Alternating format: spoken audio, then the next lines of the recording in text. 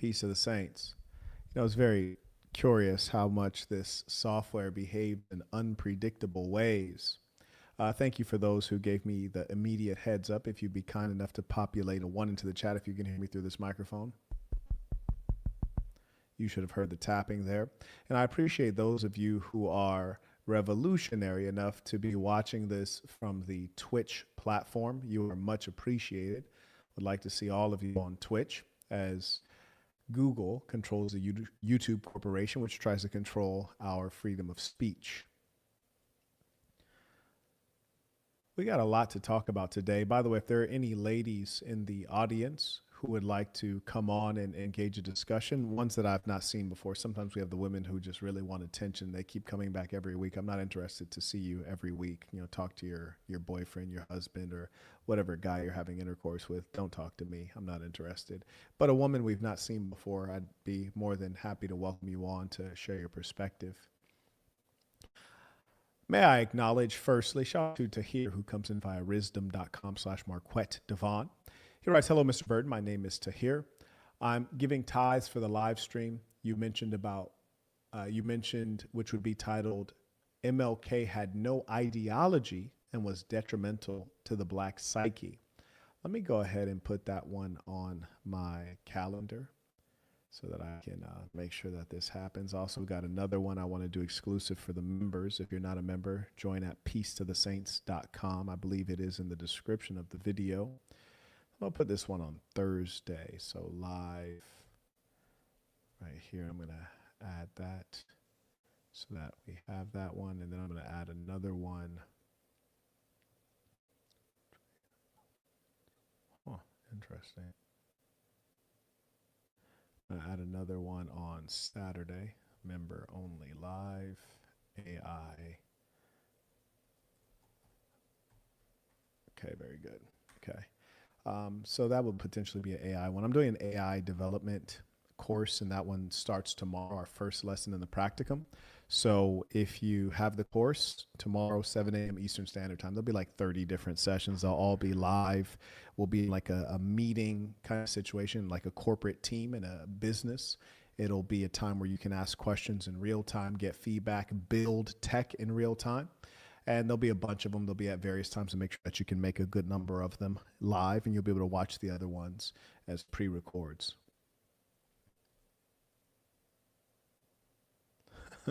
Yes. And if we have any women, we'd be more than happy to bring you on. If we have mentally ill black males who feel like they have something to say, send in your $20 using the information below. And we'll let you come on and express your mental illness and see if we might be able to reach you. I doubt it, but we'll bring you on for entertainment purposes.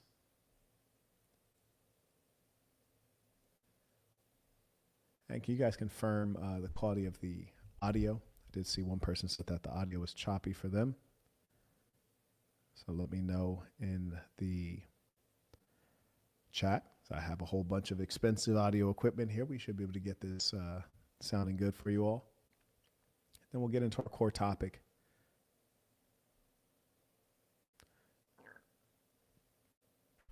Choppy cutouts. Okay, interesting. Give me a second here. Let me try something.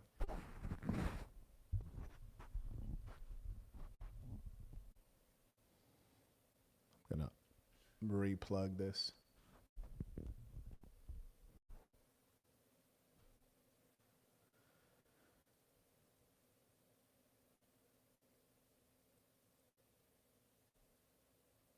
Okay, some folks are saying it's A1, others are not.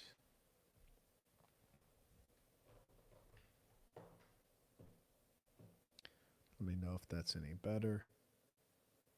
Not choppy, just quirky at times. That's curious. That shouldn't be the case. I got thousands of dollars of audio equipment. It should be coming in beautifully.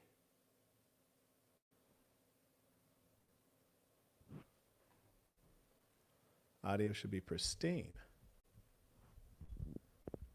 How are we doing on audio?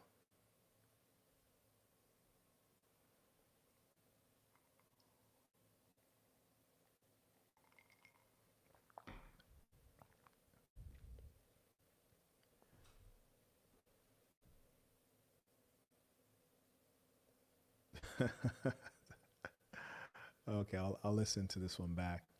I appreciate those of you who says the microphone is good on your end. Okay, fantastic. Maybe if you guys hop over on Twitch, the audio might come in a little better.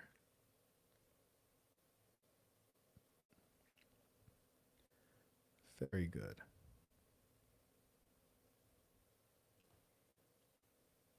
Okay, let's go ahead and get to this work here. Audio is excellent. Very good. And thank you to those who are watching on Twitch.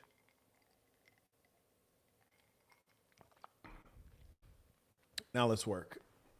Let's work.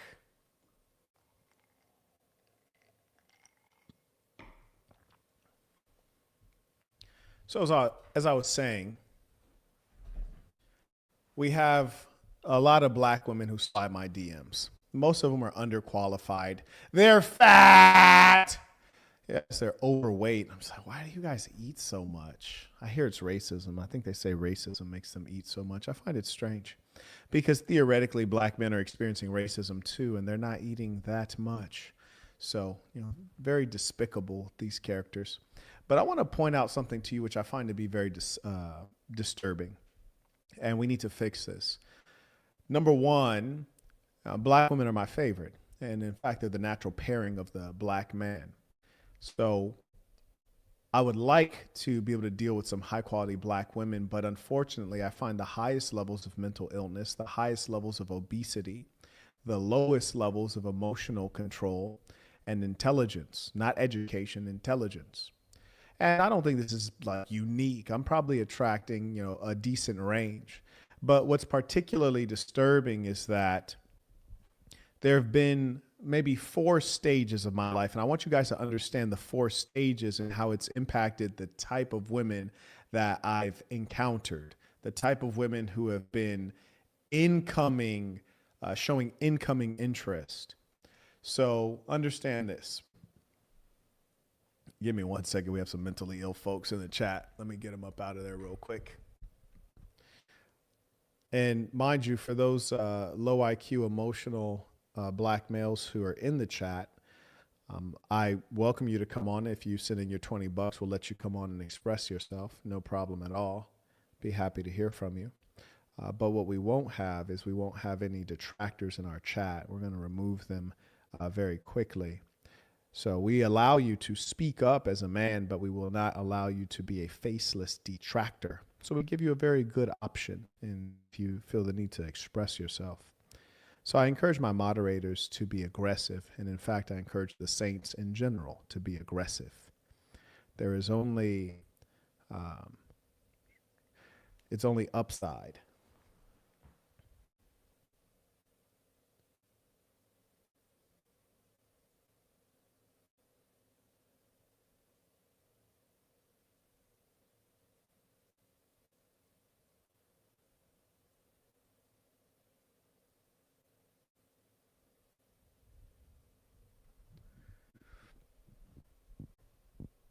Legion of Saints says, can I add you as a mod? Yeah, I'd be more than happy to. I think you're a very trustworthy saint who's put in a lot of work. So it'd be my pleasure. Will be my absolute pleasure. Let's see. Would you be kind enough to make another comment so that I can see your username?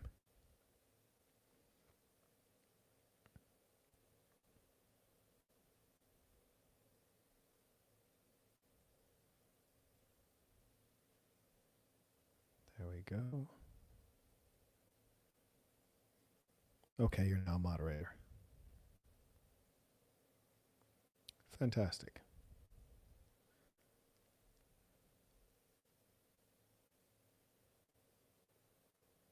So you're, okay.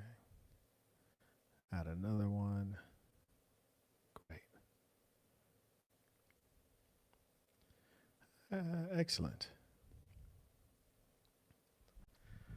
So there are a lot of things that are common to all. Someone writes, don't. That's funny. Someone wrote, "Don't ban Marquette. Let them learn something." I'm gonna ban you actually for saying that. Is not necessary. I don't know. I think I'm just kind of in the mood. I think I'm kind of in the mood. I'm feeling particularly ruthless. Sometimes every now and then you're feeling like a supervillain. It's just sometimes I'm just feeling villainous. Show no mercy. There shall be no mercy. No mercy. No mercy. Absolutely not. You see, because my movement is for the good peoples of the earth. It is for the productive men. It's for the honorable women. And as I say, we have a 3 sentence Bible. Number 1, be yourself. Number 2, be good to yourself. Number 3, be good to good people. Be good to good people, not to random people, not to all people, to good people. I wouldn't waste a moment being good to someone who is a bad person. Lady writes, hello, black woman here. Would like to call in and share a quick story. Okay, fantastic. I'd be happy to hear your story, even if it's not quick. When women say there's a quick story, I mean, based on my experience, it may not be quick, but I'm here for it. So I have the link here. And there's the link for you. So that is for the woman. Booyah.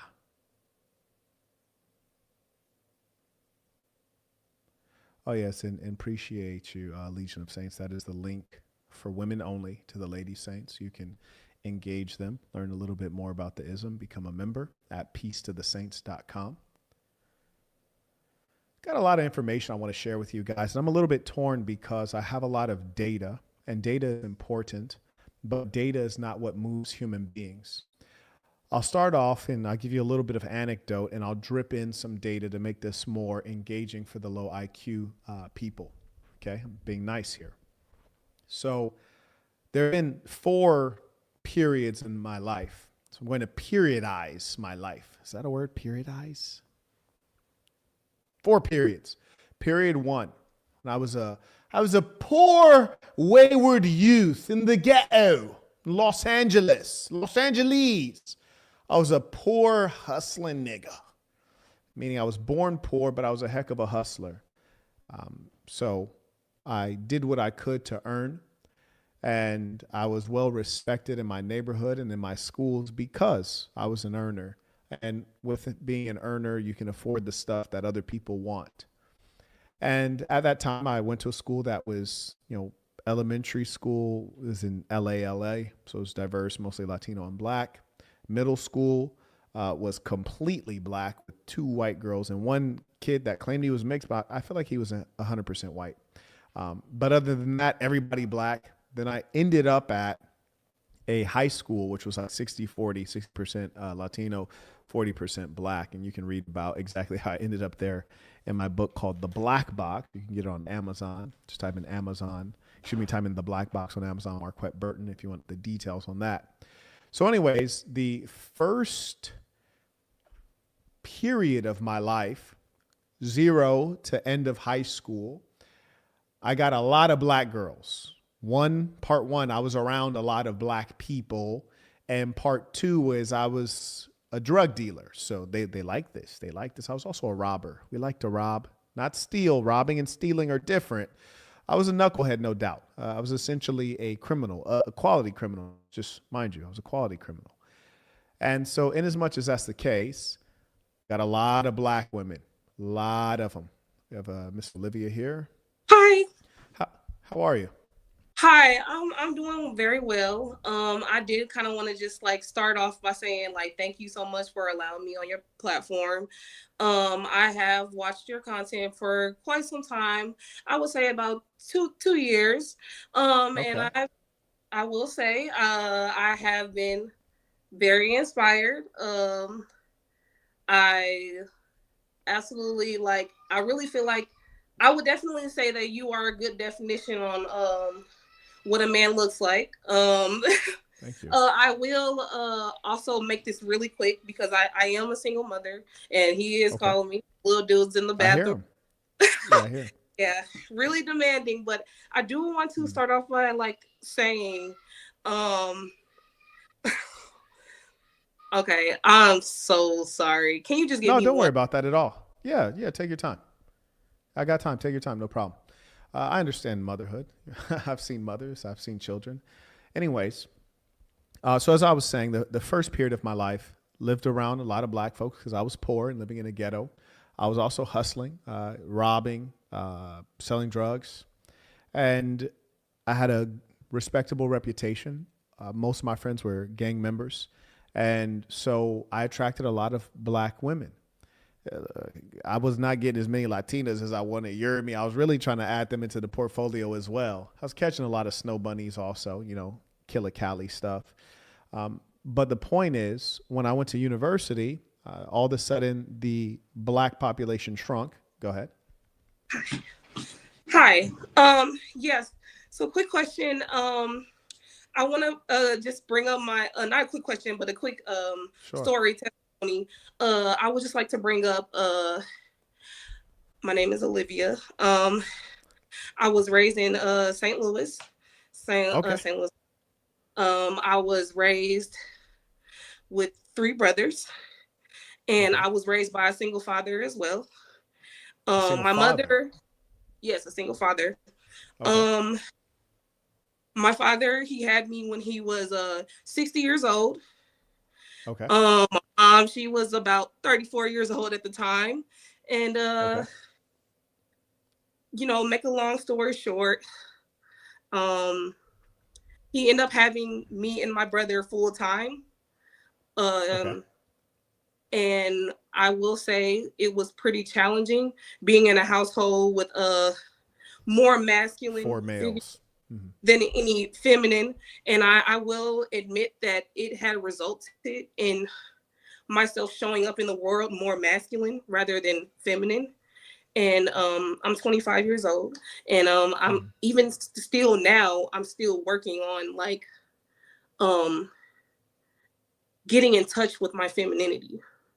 I've realized that there had been something that I had been missing, and I'm still like I'm still been kind of having like issues like trying to figure out what my identity in a way, in a sense. Um Have you ever kissed a woman? no, I have not kissed a woman. I've never been with a woman. Okay. I'm not gonna lie, I have had thoughts of what it would be like to be with a woman, but Hmm.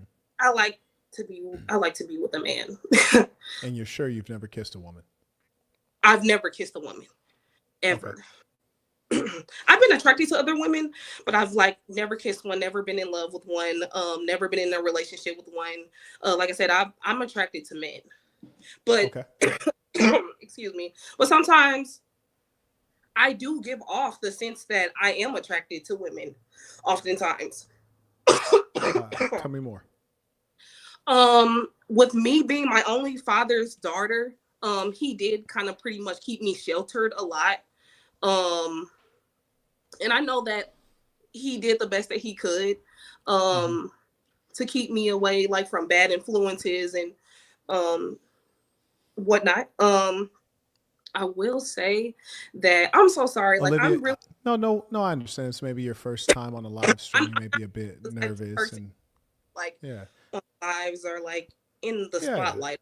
I like I to respect kind of that. feel in the Let me background. ask two things of you. So the Yeah. first item that I'll ask for you of you is less background. Some of the Okay. things you might explain in background I already know or I could already see, so you don't have to explain to me. So we'll just have it like we're having a one-on-one conversation. And so if I ask you a question, just maybe be a little more targeted on the question itself, like with less background. I know you'll have to practice, but just a heads up on that one.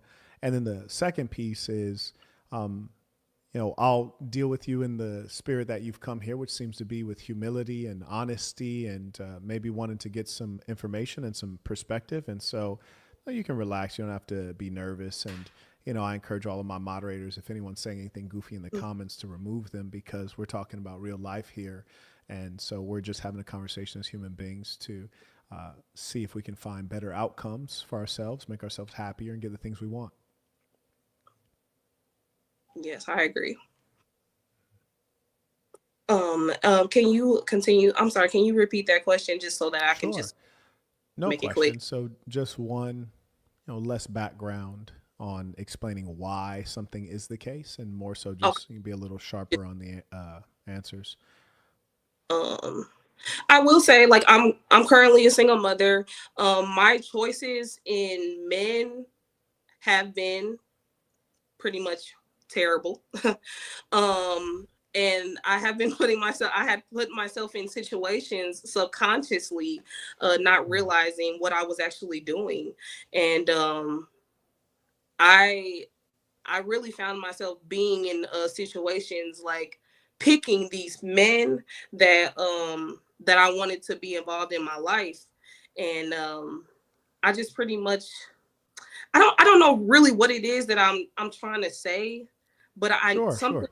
really kind of told me to call in to because it's been Well, on my heart. And I will like pretty much agree with you, like you said, like we are broken. Just me, my in my personal situation, I am broken, but I'm currently healing as mhm. well. And I definitely would tell like young women, doesn't really matter the race that you are, to not make the same mistakes that I made as far as like picking a suitor, or someone, to be the father of your child, Mhm. because it will backlash on you. And like I said, it's just it's been a ride for me. Having I'm so sorry, I'm just so nervous. I Yeah, don't do don't worry this about type it. Yeah. of You mind if I ask you a few questions? Okay. So the way I look at things is that often people make things a little more complex, and when you think the problem is very sophisticated, it's actually quite hard to get to your solution. And so, in yes. as much as that's the case, sometimes we make things about identity, which sounds complex, and it's a bigger thing. And really, Yes, give me a it's second. it may be a little simpler than that. And so, I don't know if you necessarily have any identity crisis, or when you talk about your femininity and expressing that more. I think we should drill down to that, because often it's one or two traits that are problematic. And for you and your dealings with men, before we get to the traits that you have, do you believe that up to this point you've had the privilege of dating or dealing with or sleeping with a man who was a worthy husband?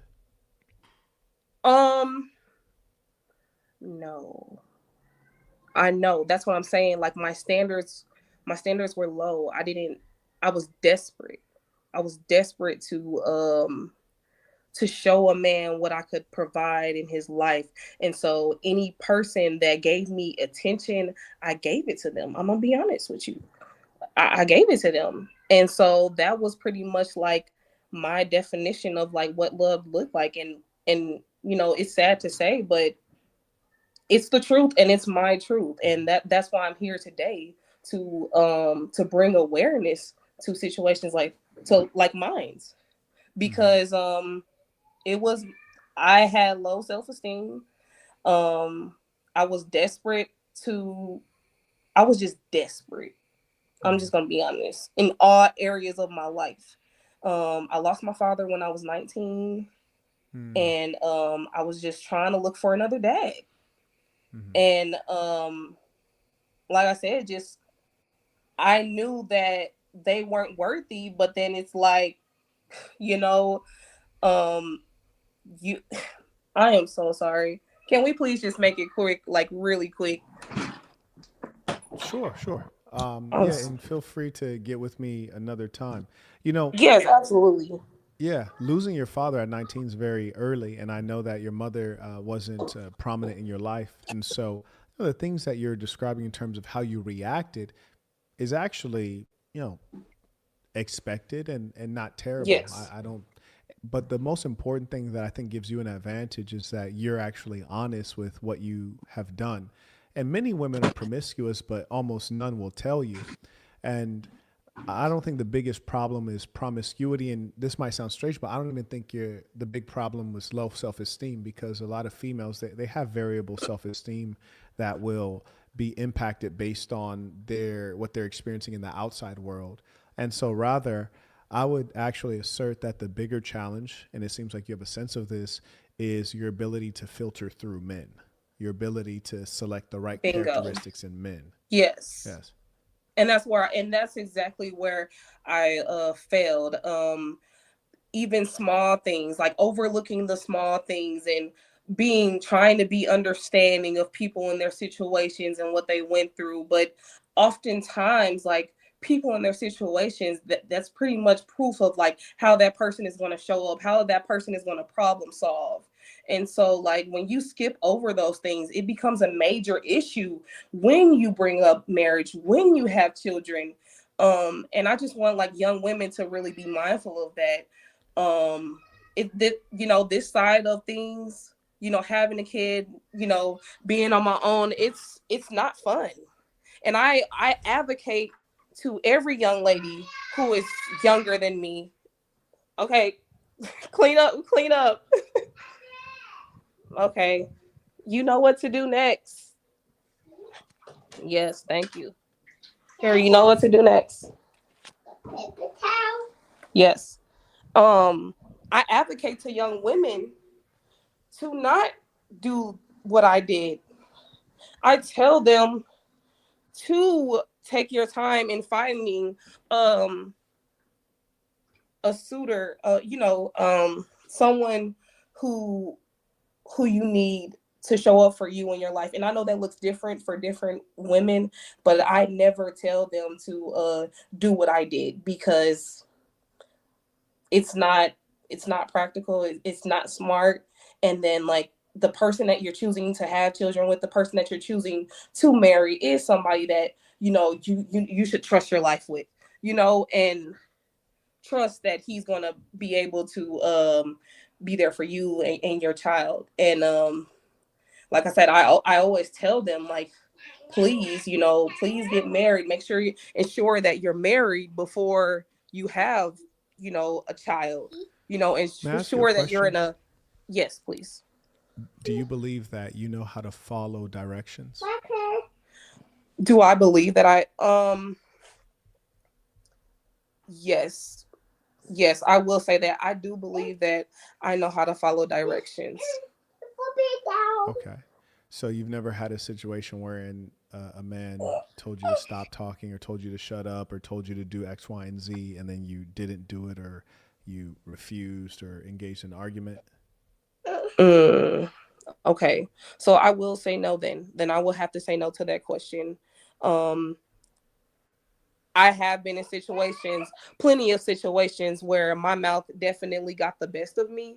I will say that it did get the best of me as far as like volume and how like I'm expressing myself, but I never get it to the point where I target a man's his manhood or his ego, or like the core things about himself that he'll never like, that he can never pretty much like forget.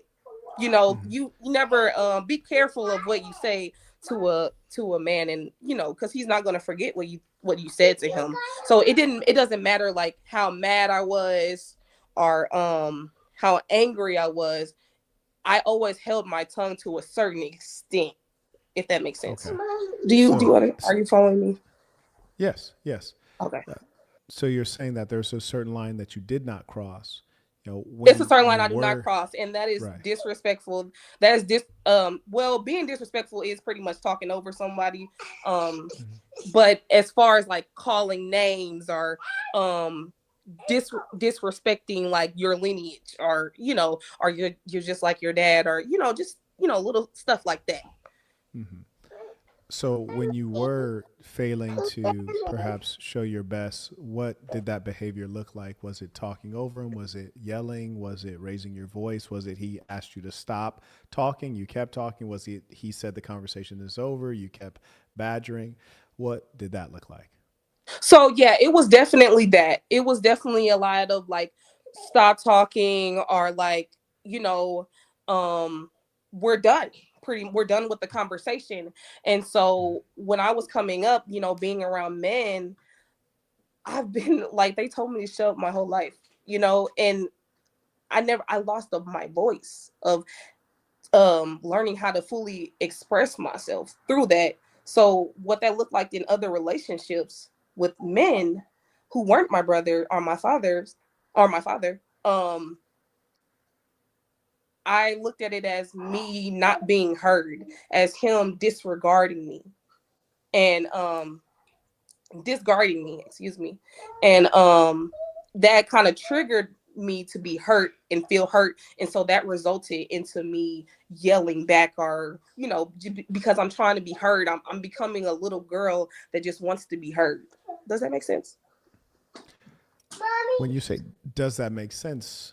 If you're asking me, do I understand you? Yes, I Yeah, understand are you well. understanding me to But a degree? if you say, does that make sense? No, I don't think that makes sense, but is it typical human female behavior? Absolutely. It's Yeah. typical human female behavior. Mhm. But human behavior does not always make sense.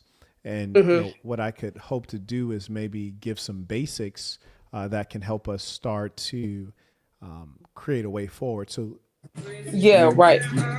you grounded this in your experience with your brothers and your father. In your view, were your brothers and father honorable men? Um, I would say that my father was an honorable man. Um, he was an average man, but he was a bus driver. He did the best that he Mm, could. But I mm. would most definitely say that he was an honorable man. I don't think that I can say the same for my brothers. You had three brothers or two? I have three brothers that I Three. that I was raised with. My dad That did you were have raised with, yes. a set of children before he had Irrelevant. us. Yes. So, So with the three three brothers. brothers that you were raised with, Yes. you're suggesting that all three of them were not honorable men? Um in this present moment, yes. I Okay, and fair enough. I Yeah, love my brothers yeah, dearly. you're entitled Respect to that. them, but I'm not. I have to be Yeah, honest. yeah, as you should. And generally, with things like that, if the answer is not immediately yes, the answer is no. Right? Like if they're honorable, you know it, and you're happy to sing their praises, and that's fine. Hmm. Sometimes our parents may be less than we want. Sometimes they may be fantastic people, and sometimes they're everyday people. Like you mentioned, your father's a Yes. bus driver. My father was a plumber. So that's okay. And the reason I wanted to get that grounding is because, at some level, we have to know a man, especially by his works and his work products, of which his children would be one such thing. And, sometimes you don't hit the ball out of the park every time. So if you have three boys and all three of them kind of fall flat, then, that's at a level a result of your parenting directly. Moreover, with regards to the idea of like feeling heard and all of these bits, men are raised to know that you have to control your emotions. You can't say everything. Your emotions are not always going to be validated. Some things you have to hold in. And we fail to teach females that all of your emotions don't matter. They're not all valid. In fact, they're not all real. Sometimes it might occur from your cycle, just like men have emotions that may not necessarily be real. And so the assumption that all of your emotions are valid, should be expressed, should be honored, is actually wrong. And this comes from, you talk about like being in your feminine. No, no, that's feminine, and that's wired. So you don't have to be in your feminine. It's really being trained to be able to effectively engage and communicate with a male. And so when you talk generally about the idea of being in your feminine or being feminine, that's too fuzzy. What the heck does that mean? But we really have to talk specifically about the communication breakdowns and the things that would make a man feel disrespected or make him feel like you're trying to dominate. And in the context of a country where he's not going to slap you in your face or punch you in your mouth, your primary form of battle is verbal. So if we're engaging in verbal battle, which is not the true sense of battle, because in a lawless land, if you were over talking him or cutting him off or raising your voice, what would he do to you? Exactly. He'd punch you in the mouth, right? And then you'd stop talking for sure, right? Right. I'd So start crying. no, Right. So knowing that he's not going to do that largely due to the laws and culture, you're on the battlefield of language. And so the question is, do you really want a man you're going to dominate? So it's like, why are you driving to dominate a man when the man is not there to be dominated? He is there to dominate. He is there to lead. And though you may feel good about, I didn't call him a name, I didn't insult his family, I didn't talk bad about his Hmm. mother, raising your voice, over talking him, cutting him off, or failing to accept that he declared the conversation over is still in that bucket of disrespect. But Yeah. forget if it disrespects him. It's really just in that bucket of things that are going to hurt the relationship over time. I'm going to yield the floor for any comments, questions before we carry on.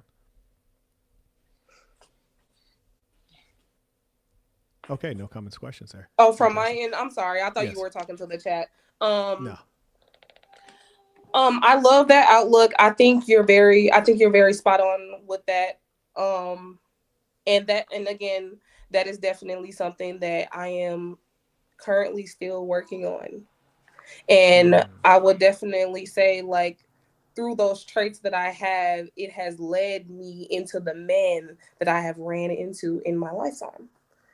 And like I said, like, um, I want to be, I want to be an example for somebody to say, like, I don't want to do that, or I don't want to be like that. So therefore, let me change how I'm approaching men. Let me change. You know, there may be some things within myself as a woman that I need to fix before, going back out there. Because if you keep going back out there and doing the same things, you're, you're not gonna get different results with that. So I definitely, like I said, I appreciate, the advice. And like I said, I'm sorry. I literally had a whole bunch of things that I wanted to say, and then literally when, like, we got on, it just went blank, and I'm Sure. pretty much No, that just makes like kind sense. of going off of everything. Yeah, well, Um, definitely feel free to come back. I want to share one more thing with you, if yes, you permit me. please. I think it makes it easier for people when they have an ability to weigh up, what they're missing out on and what they're sacrificing. I know a lovely young lady, Afro Latina young lady, and she really is extraordinary in so many areas. Like she's very much so an asset, except that when she feels emotional about something and you tell her like, hey, the conversation's over, or hey, stop talking, she can't. Like she has to keep talking and keep on going. And for me, that's unacceptable. And what I think that she fails to deal with is the fact that you can have the man that you really want, which would include you don't have to work. You don't have to ever worry if things are going to work out because he's always going to make things work out. Right. He'll lay his life on the line for you. Yes. He's always going to take care of your kids that you have with him, whether he's with you or not, if you can follow directions. Um, Yes. you'll basically have life on easy street, and you get all of that if, when he says, stop talking, you stop talking.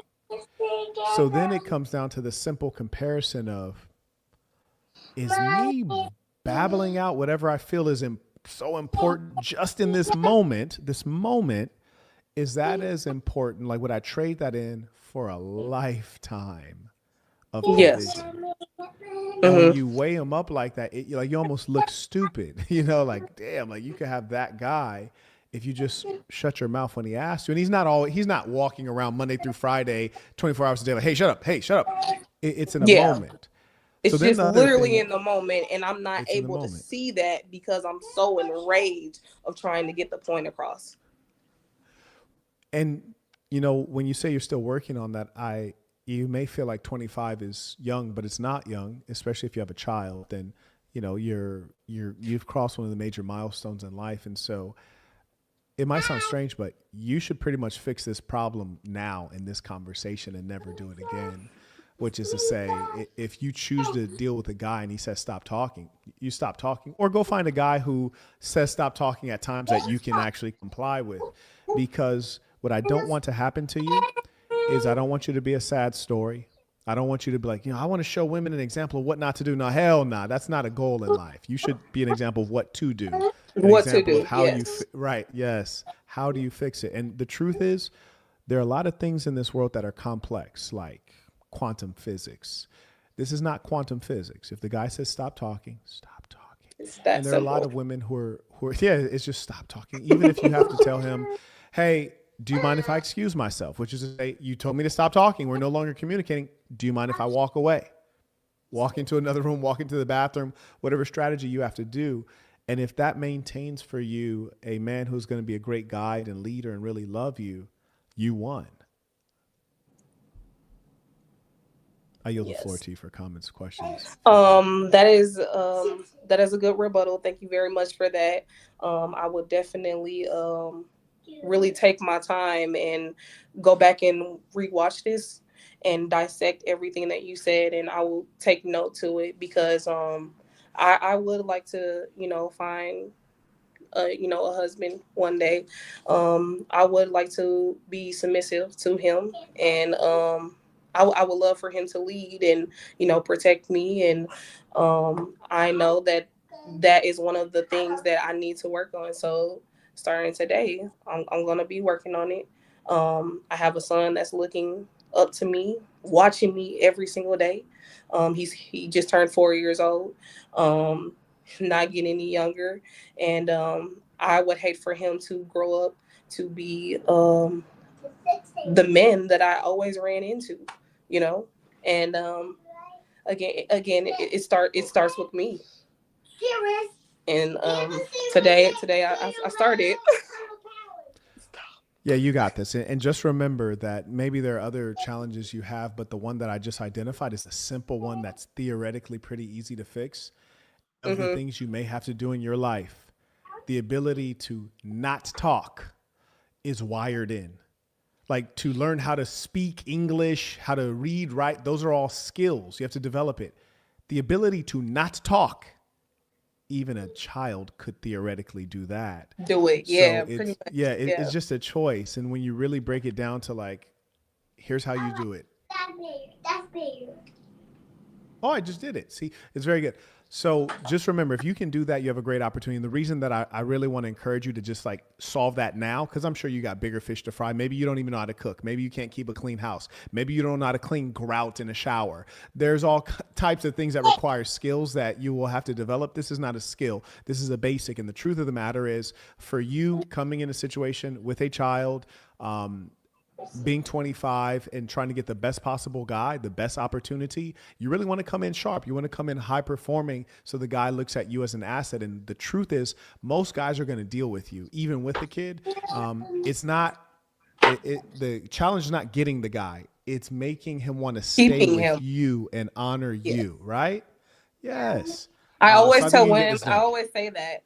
Um, that's one of the things I say. Like, it's what's a flex? It's not a flex to say like, oh, I've been with that guy, I've had that guy. Okay, how many men have you actually kept? Like, how many men has actually like made you into an honest woman? None. So you can't really go off of that. And that yes, that is some good stuff. Yeah, And you got this. I'm raising my son to be an honorable young man. I want him to be raised. I want to raise him to be polite. Um, I I just want the utmost best for him, and I would definitely say like watching you and your content and stuff like.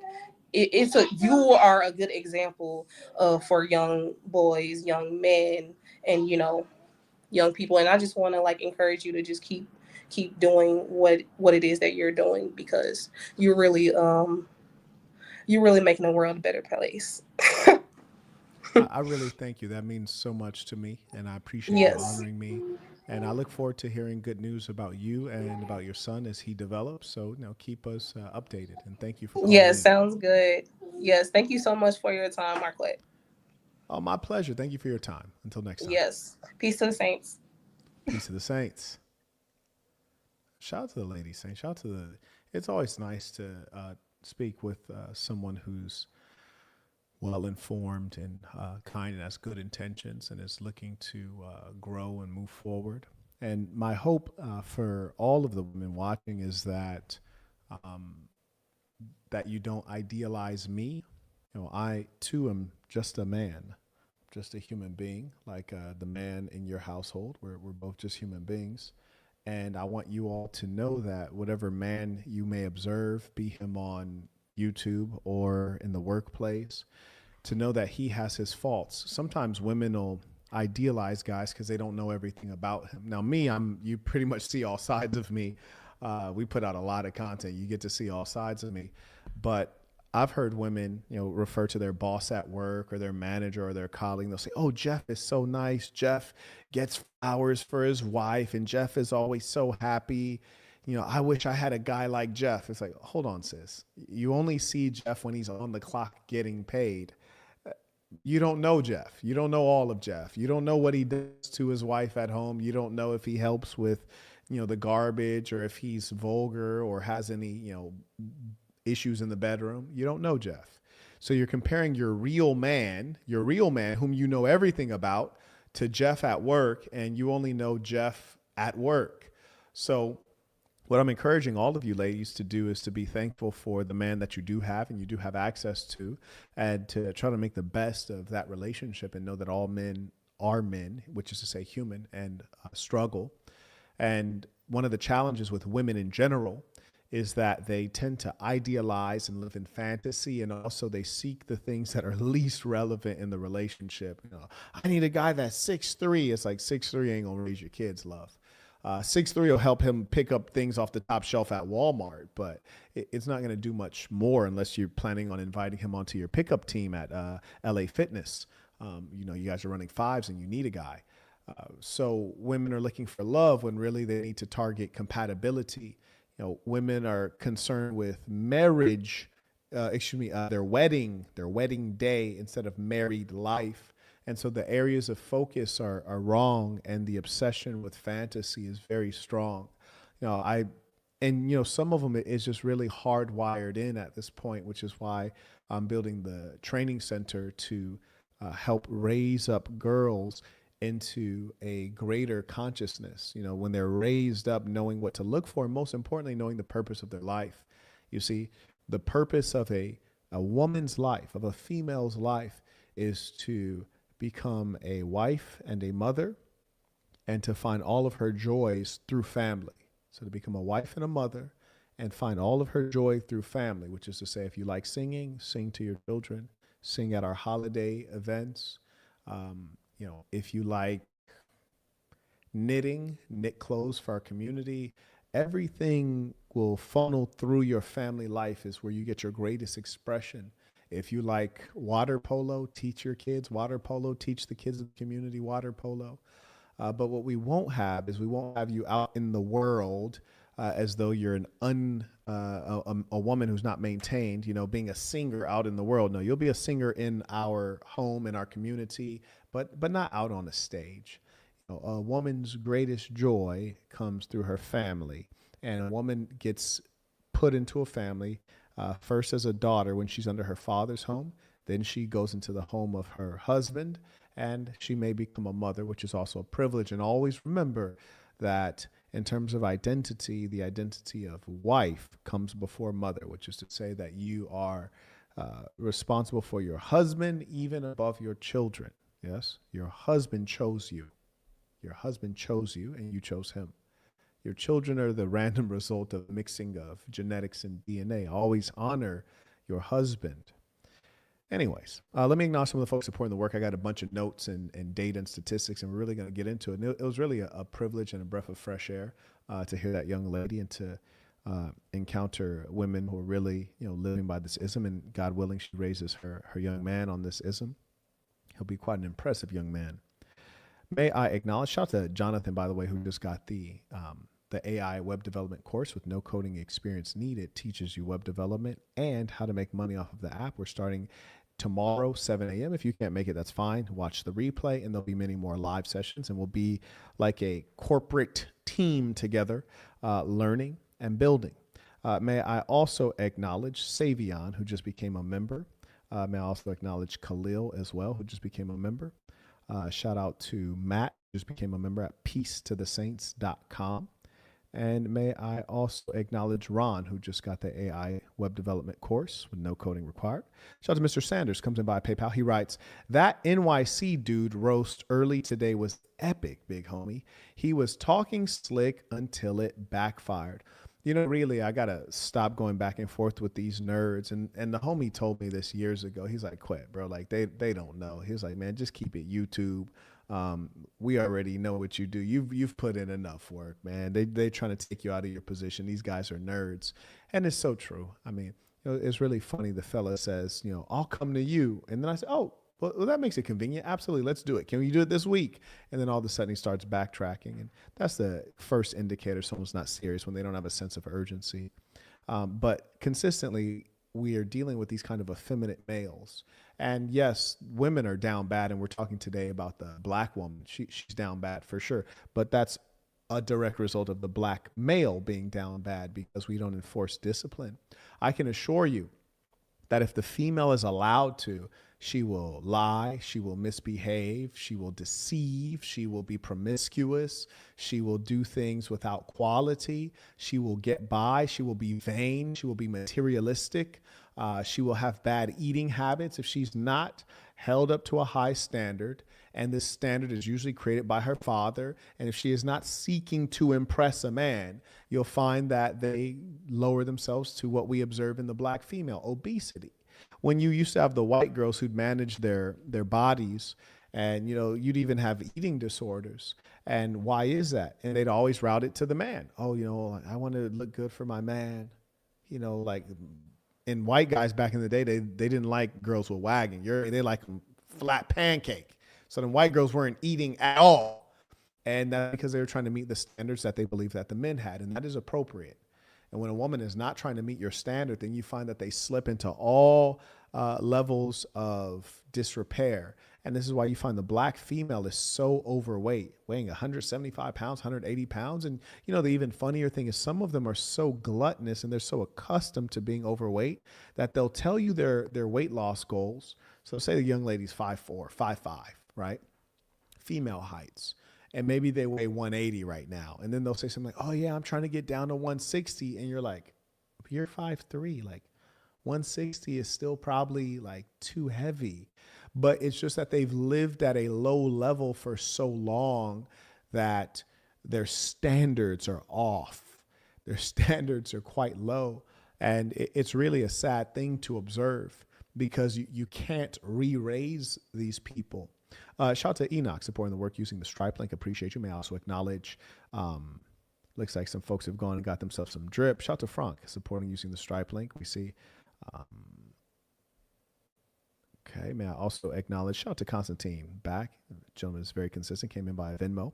I also acknowledge Ramon writes, quote, I wish we could have stayed on topic, end quote. Is rich coming from this male that caused it to go south. He's talking about the last live session that I did on kick.com/Marquett Devon. You know, it's always funny you observe the deceit. And these are the effeminate black males. These are the ones that the women often end up choosing. And it's because these black males, they do the song and dance for the female. And so what happens is the female, like, oh yeah, this guy listens to me.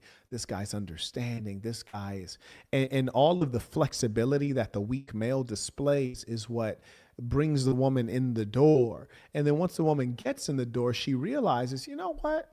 I don't think I like a soft guy. And so she may stay with the soft guy because he provides provision and she'll use him for his resources. But in actual fact, she wants a real man. She wants a strong man. She wants a man with discipline. She wants a man who disciplines her. She wants a man who makes her strive to be something greater. And so she'll cheat on the weak male. And she may do it very effectively and go on for some time without him knowing. In some cases, they even have babies by the guy they're cheating with and have you raise another man's kid. It's really deceitful, these women. And we can go through the data on it. There are entire countries that don't allow for paternity tests because they know that these women are scumbags. But the fact of the matter is that these weak males, they use this as a strategy to get women to mate with them. They play soft and they play nice.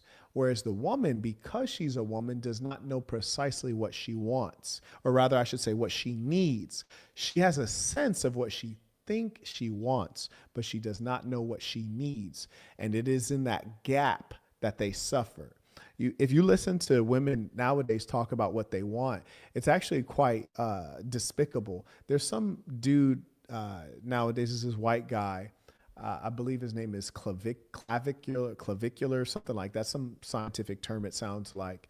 And he sounds just like a broad. He's always talking about men's looks, women's looks, getting surgeries. And this is the broad. He talks like a woman. You see, it's the women who have such low self-esteem that they resort to silly things like all of these surgeries. Yes, all of the surgeries. So, young lady, if you're in the chat and you'd like to come on and express yourself, I'd be more than happy to hear you out. But anyways, women resort to surgeries because they have very low self-esteem. And that's why when I was talking to her, I did not tell her that your self-esteem is going to get better, because you're going to still be a woman. It's okay. But what may happen is you may get with a man, and though your self-esteem will continue being variable, he will be the rock, the psychological rock. And when you're dealing with a man who is reliable and steady, his steadiness will give you some steadiness. You may feel from time to time some volatility in your self-esteem, but the truth is, it is upon the man being masculine and him loving you because you're a woman. You don't have to be perfect. You know, I hear women say things like, oh, I need to get rid of these stretch marks. Why? Stretch marks don't bother me. You know, a woman's like, oh, I need to get a boob lift. No, baby, let them things hang. I like them hanging and swinging. You dig? Yeah, au natural. I don't want them sitting up all high and stiff. You see, I'm naturally wired to be attracted to you. What happens with women is that they end up dating gay guys, because only a homosexual male cares about stretch marks, because he doesn't really like women anyway. So he's focused on irrelevant things. He focused on the stretch marks. I'm focused on the wagon. You hear me? He focused on if the breasts are lifted. I'm focused on the fact that these are boobies, boobies. So these are homosexual males. These are weak males. These are men who are not wired like true top dogs. Listen, the top dog wants to devour everything. I'm a fat king out here. And that's what women have trouble understanding, you see, because women, their value declines with conquest. When the woman is conquered, her value declines rapidly. And this is why you hear all these lies, especially among black women nowadays. They want to say things like, oh, you know, I've been celibate for 2 years. First off, you're lying. So there's that. Then the second part is, who cares about celibate? If you got stretched out by Tyrone, Ray Ray, Pookie, and Jethro, you're still stretched out. It's not going to go back. You're stretched out. You know, like once you stretch that rubber band, it is what it is. You hear me? Once you got that one shirt with the drunk collar, the collar ain't going to get back tight. You hear me? You could take 2 years off and come back to the stretched out rubber band. It's still a stretched out rubber band. Come on now. Come on now. The young lady says, is he asking for $20? No, for you, love, it's free. For you, love, I'm going to give you the link to express yourself. I'd be more than happy to hear what you have to say. While she's finding that link, let's get back to this ism. So here's the kicker. The female knows that just as she makes herself a sexual object and markets herself, this is a critical value of hers to capture the male. She wants to appear young because men want young, fertile, attractive females. Those are the ones we want to keep. We might impregnate some random ones. You hear me? We might sleep with some random ones. A fat one there, ugly one there. That one got a lazy, and that one got a hunchback. It is what it is. I'm a king. I conquer. Everything is getting conquered. Genghis Khan. It's okay. It's okay. But you can't come to the house, though. Stay over there. But the fact of the matter is that the women will come up with these lies and these smoke screens, right? So they'll have the smoke screen of, oh, you know, I haven't had sex in 2 years. That's okay. Before the 2 years, you had sex with 30 guys. So 30 niggas is still a lot of niggas. I don't care that. And they'll even, it just really almost angers me because they're so deceitful. They'll say things like, oh yeah, you know, I'm so tight right now. I haven't been with a guy in 6 months.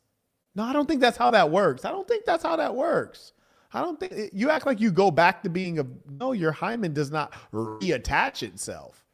You see, like what you did is what you did. You don't get to undo that by saying that uh, you've been abstinent. You don't get to undo what you've done by pretending purity. Either you're a virgin or you're not a virgin, which brings me to my next point. For women who want a guy who is very desirable, you are all racing to the top. All of you women, you're racing to the top, searching out the same guy, which means you're in competition, which means you have to perform. How's your name pronounced? Is it Kabu? Yeah, this is Kabu. Okay, It's welcome. Kabu. It's Kabu. I don't know how to have. Do I mute? Do I mute? YouTube? You're fine. We can hear you fine, and there's no echo. I'm hearing two Oh, are sounds. you? Yeah, Yes. Well, if you're hearing two sounds, then I would close out the YouTube video that you were watching. yeah, I did. Yeah, it's Kabu. Okay, Kabu. What Hmm. ethnicity is that from? I'm Congolese. Oh yeah. Okay. What are you from? Kinshasa. Yes, I was born in Okay, Kinshasa. that's what's up. Okay, talk to me. What's on your mind? Well, I mean, they just pressed me to get online. I don't know what you're talking about. I'm not a Uh feminist. I sound like a feminist, but I'm not. I used oh. to be. So Oh, you recovered. So yes, the yes. whites got you. The No, liberal white women got you, huh? yeah. I mean, I say it as the devil lied to me. Hmm. So if you're Congolese, mother and father, does this mean you weren't raised in Congo at all? I wasn't raised in Congo. I was raised in South Africa, so I'm South African too. Oh no, that's the worst. The South Africans are animals. They're worse. They're the worst. No, that's a shame. I'm sorry to hear that. Are you still in South Africa, or you made it over to the United States? I made it over here. I'm in Dallas, Texas. Okay, you have a chance now. You have a chance. That's good. No, the Okay. South Africans are they're pretty pathetic, and it hurts my heart because there's such beautiful, gorgeous black women in South Africa, Yeah. but the South Africans are under the most liberal regime. The white South Africans dominate culture, and they're woefully liberal over there. So the South Okay. Africans are extraordinarily lost. Very sick black people. I've never met sicker black people in the world. I'd say like the number one worst black people on earth, South Africans. Then the number two worst black people on earth, uh, probably Nigerians. And the number three worst black people on earth, probably black Americans. I think I'm going to go with maybe Haitians. And then maybe number four, black Americans in that order. They're the worst. But also, when you go to the best, the black Americans are also at the top of that list. So they're the best and the worst. But, anyways, so you have a wild background. You've traversed continents and you've sampled all of the ideologies of the liberal West. Now, what makes you think that you have now rid yourself of this feminism?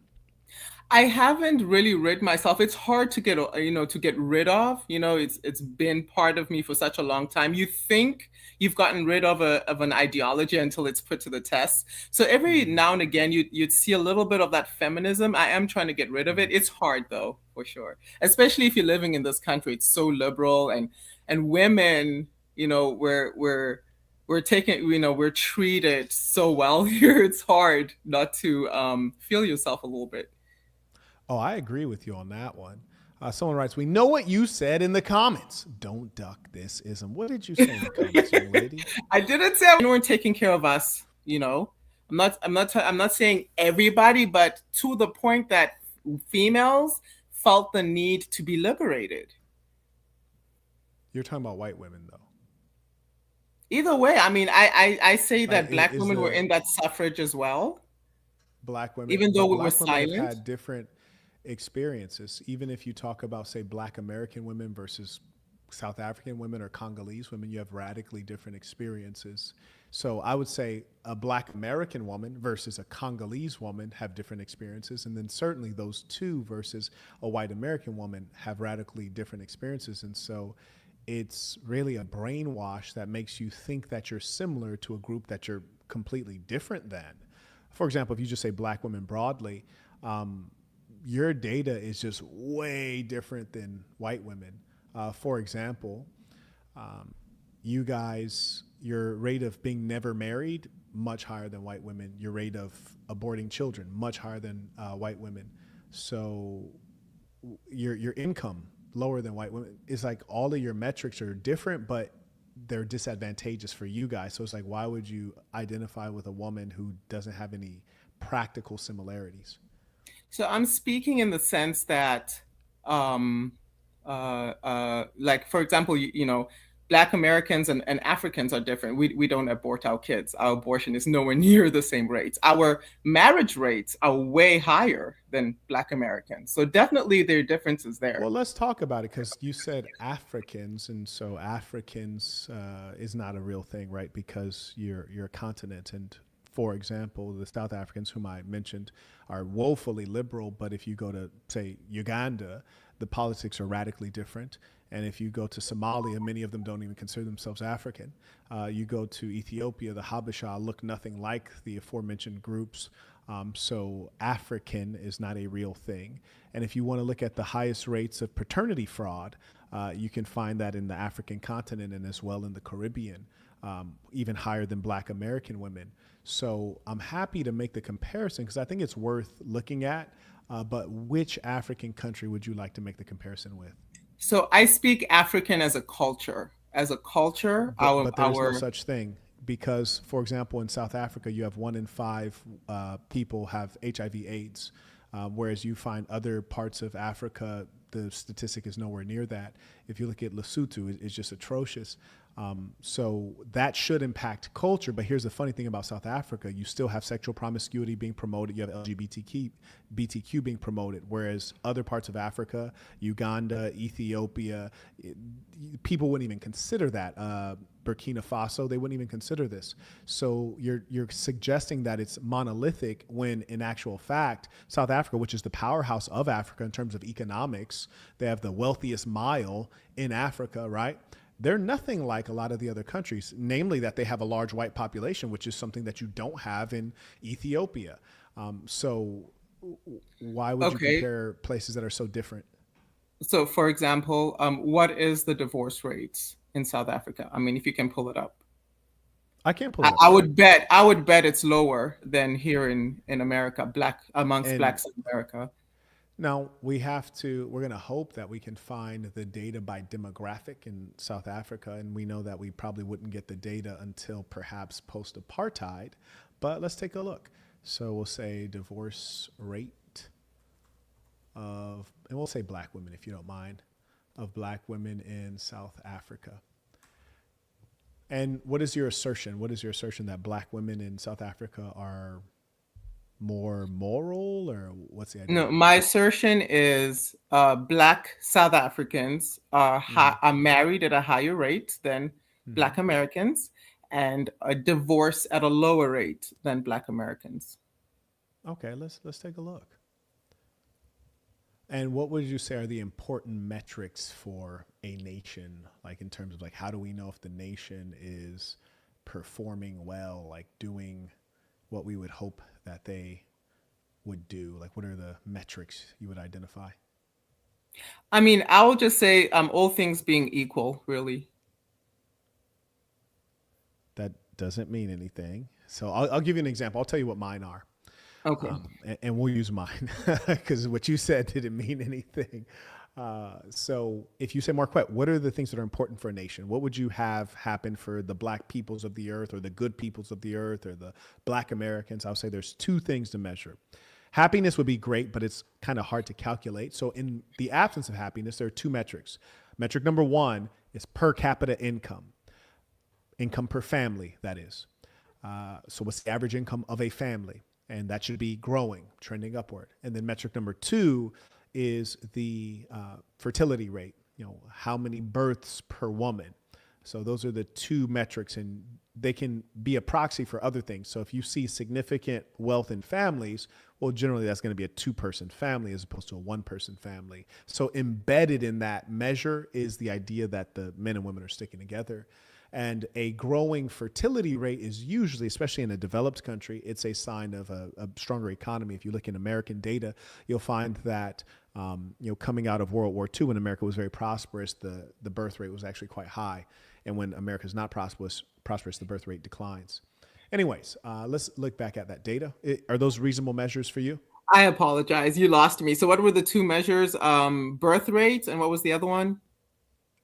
Income and birth rate, simply put. Income and birth rates. And why are we taking these into account? What would you propose otherwise? No, I'm asking, why did you... I just explained that. That's why I asked you, because you didn't track my explanation. But I'll just summarize it in short. Happiness, hard to measure.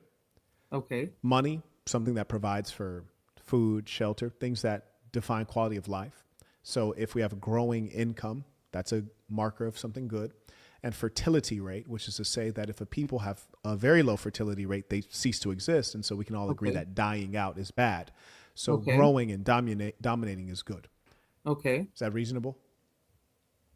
Oh, yes. I mean, I'll take that. I'm still lost as to what this has to do with the divorce rates and marriage rates. So you were talking about South Africa versus Black Americans.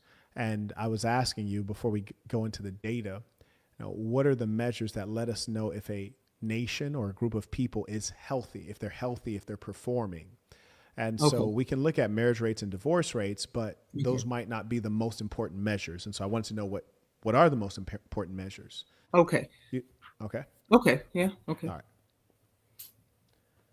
right. So this is what we have here. We're just using ChatGPT to pull up data because you had a feeling that the Black South African women would be better off than the Black American women. Here's the best available data. And I believe that is probably the best way to summarize that. South African divorce statistics are routinely published. The data covers divorces by racial categories. Very good. Defined as Black African, white, colored, Indian/Asian. And we're going to look at Black African if you don't mind. Black African couples accounted for the majority of divorces. Okay, so far not so good. 54% of total divorces. Damn. Okay, curious. When expressed as crude divorce rate, Black African group had about 23 divorces per 100,000, blah, blah, blah, which was lower than, curious, crude divorce rate population, yada, yada. I think what we'll do is we'll ask them to compare. Let's see, in 2022, 58% of all divorce filings were made by women, not surprising. Okay. Black African group showed a notable share of divorces. Okay, this is not very good. Let's go ahead and ask it to compare it for us. I actually prefer to do a little bit more work, but this time we'll see if ChatGPT can do the work since we're kind of here on our back foot. Now, mind you, I want everyone to take note that this was her theory, so we're checking the data from what she thinks may be the case. If it were my thesis, I'd already know the data. So we're checking her thesis right now. Okay, so please show comparison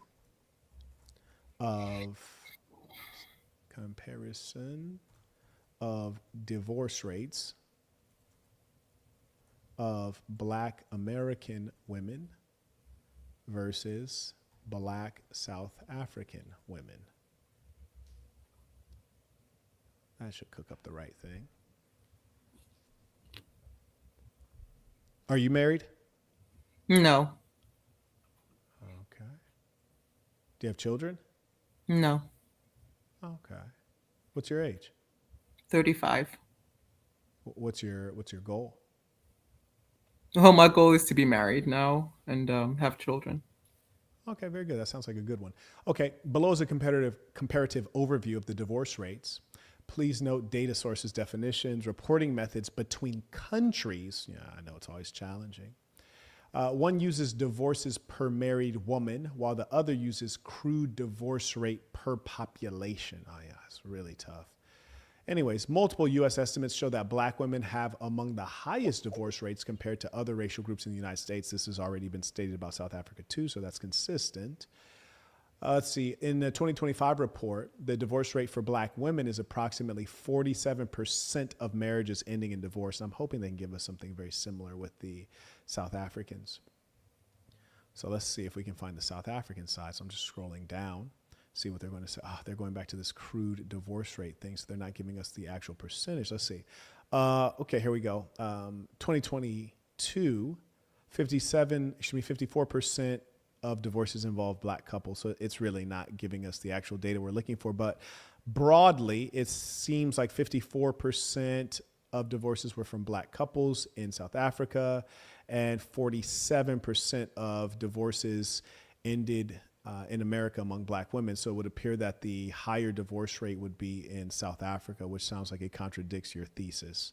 Would you agree? What is the crude for Americans? Well, I think that's a problem that ChatGPT is sharing with you, is that these two countries collect different types of data.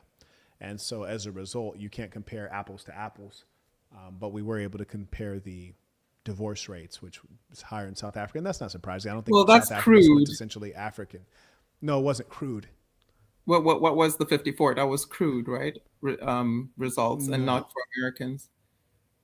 No, let's see.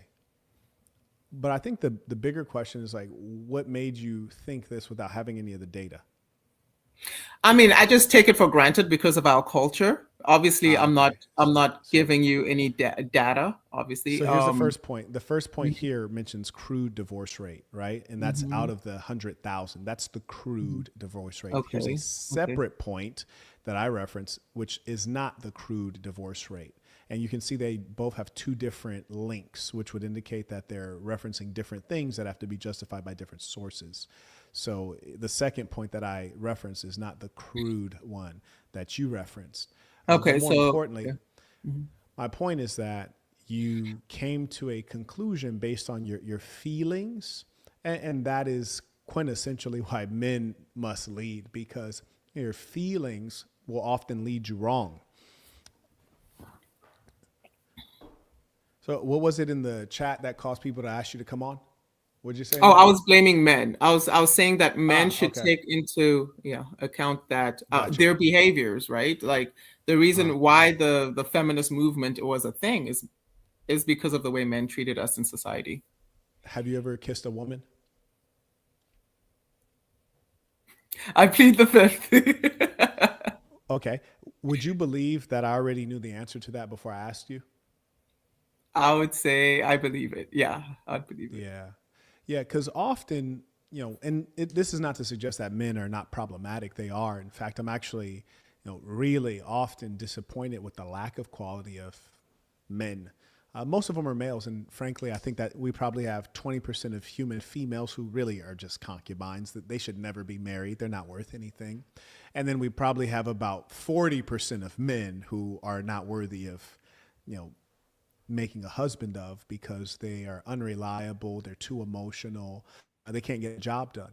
And I think women instinctively know that, because if we look at even the data for women anywhere, you'll find that women have higher rates of marriage than men, because they're marrying the same guys, so even if you look at intercourse, women have more intercourse than men. Well, how is that? It's because they're sleeping with the same guys. So I think this is like a natural instinct. This is very human. But the instinct to say, men are the problem, we almost never hear this instinct from women that are properly heterosexual. And when you look at the origins of what you were talking about, which is feminism, gender feminism actually came from the lesbian, not from the heterosexual woman, came from the lesbian. And I'll tell you why. Because if you go back generally in society and you look at the situation that women actually had, it was very favorable. You don't have to work. You don't have to wake up every day at the same time and go out of your home and do a job and listen to a strange man that you don't know and be among strange men where you're at greater risk from a higher number of predators. You say men used to be predators. Well, what's the difference between, you can be at home with a guy that you know well, the known devil, or you can go to work and be among 10 guys that you don't know and also have to face possible violation to and from work. So is it easier to stay at home, be cared for as a mother and a wife, not have to go out and earn a paycheck and only have to manage your household, or go out to the workforce and have to follow directions and collaborate with strangers and be at risk. Well, I think it's very obvious that the easier gig is not having a gig. So the only reason that feminism got started, because that was a cushy role. Mind you, when women nowadays are talking about they want to be in their soft girl era, what are they talking about? They're talking about being taken care of. Oh, taken care of? That's what you guys were before. You want to be in your soft girl era. You want to be like it was back in the day. So why did it change? The reason it changed is because of the perversion of the human female, particularly that small, minuscule, loud subsection of women who are essentially lesbian in their behavior. And what they needed was the following, because at the time, being that men were providing everything, women didn't have bank accounts, they didn't have debit cards, credit cards, they didn't have access to debt. So a woman who's a lesbian who wanted to be with another woman, you really couldn't, because you'd go out, you'd be broke, and she'd be broke, and then you'd starve together. So what they needed was the ability to be able to earn money so that they could have an independent household. So for that to happen, they had to change the society to balance things out and give them more rights. And so it was really a LGBTQ movement, and that's why it's always been very man-hating. It's not been focused on equality, it's been focused on man-hating because the lesbians don't need the men. In fact, they hate the men because the men pose a competition for the women. And so in essence, the feminist movement was not real. It was an exaggeration on some of the problematic things that occur within human relationships. Oh, men used to beat us. Look at the violence rate in lesbian relationships. You guys beat each other at a much higher rate. Why is that? Because that's what's going to happen when you spend a lot of time with people. It's not a man thing. It's just that when the beating occurs, it's often reported by the female because you guys are natural complainers. Surely you guys hit men more than men hit you. It's just that when you hit men, it doesn't have as much impact and guys are too proud to report it. We underreport, you guys overreport. You guys make up things that didn't actually happen. Emmett Till. So the fact of the matter is that feminism, gender feminism in its origin is a homosexual movement and today still largely homosexual.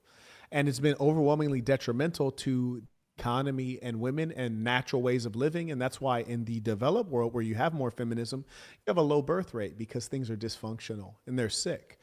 Death is an indication of sickness. Sickness leads to ill health and death.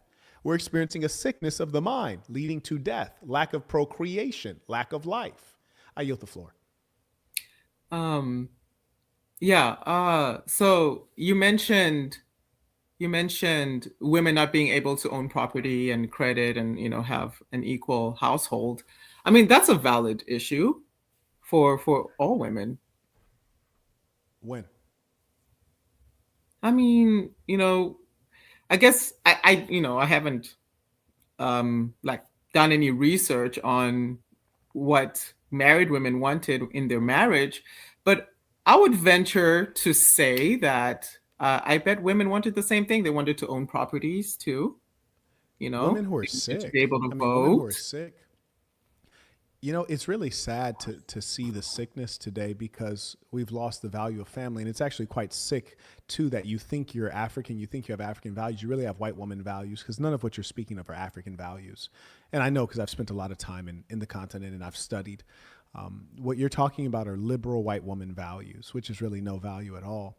Even among the whites of yesteryears, yesterdecades, yestercenturies. I was just in Ireland. And in Ireland, I was in a castle that had been held by the same family. It'd been a family home for 800 years. 800 years. The family home.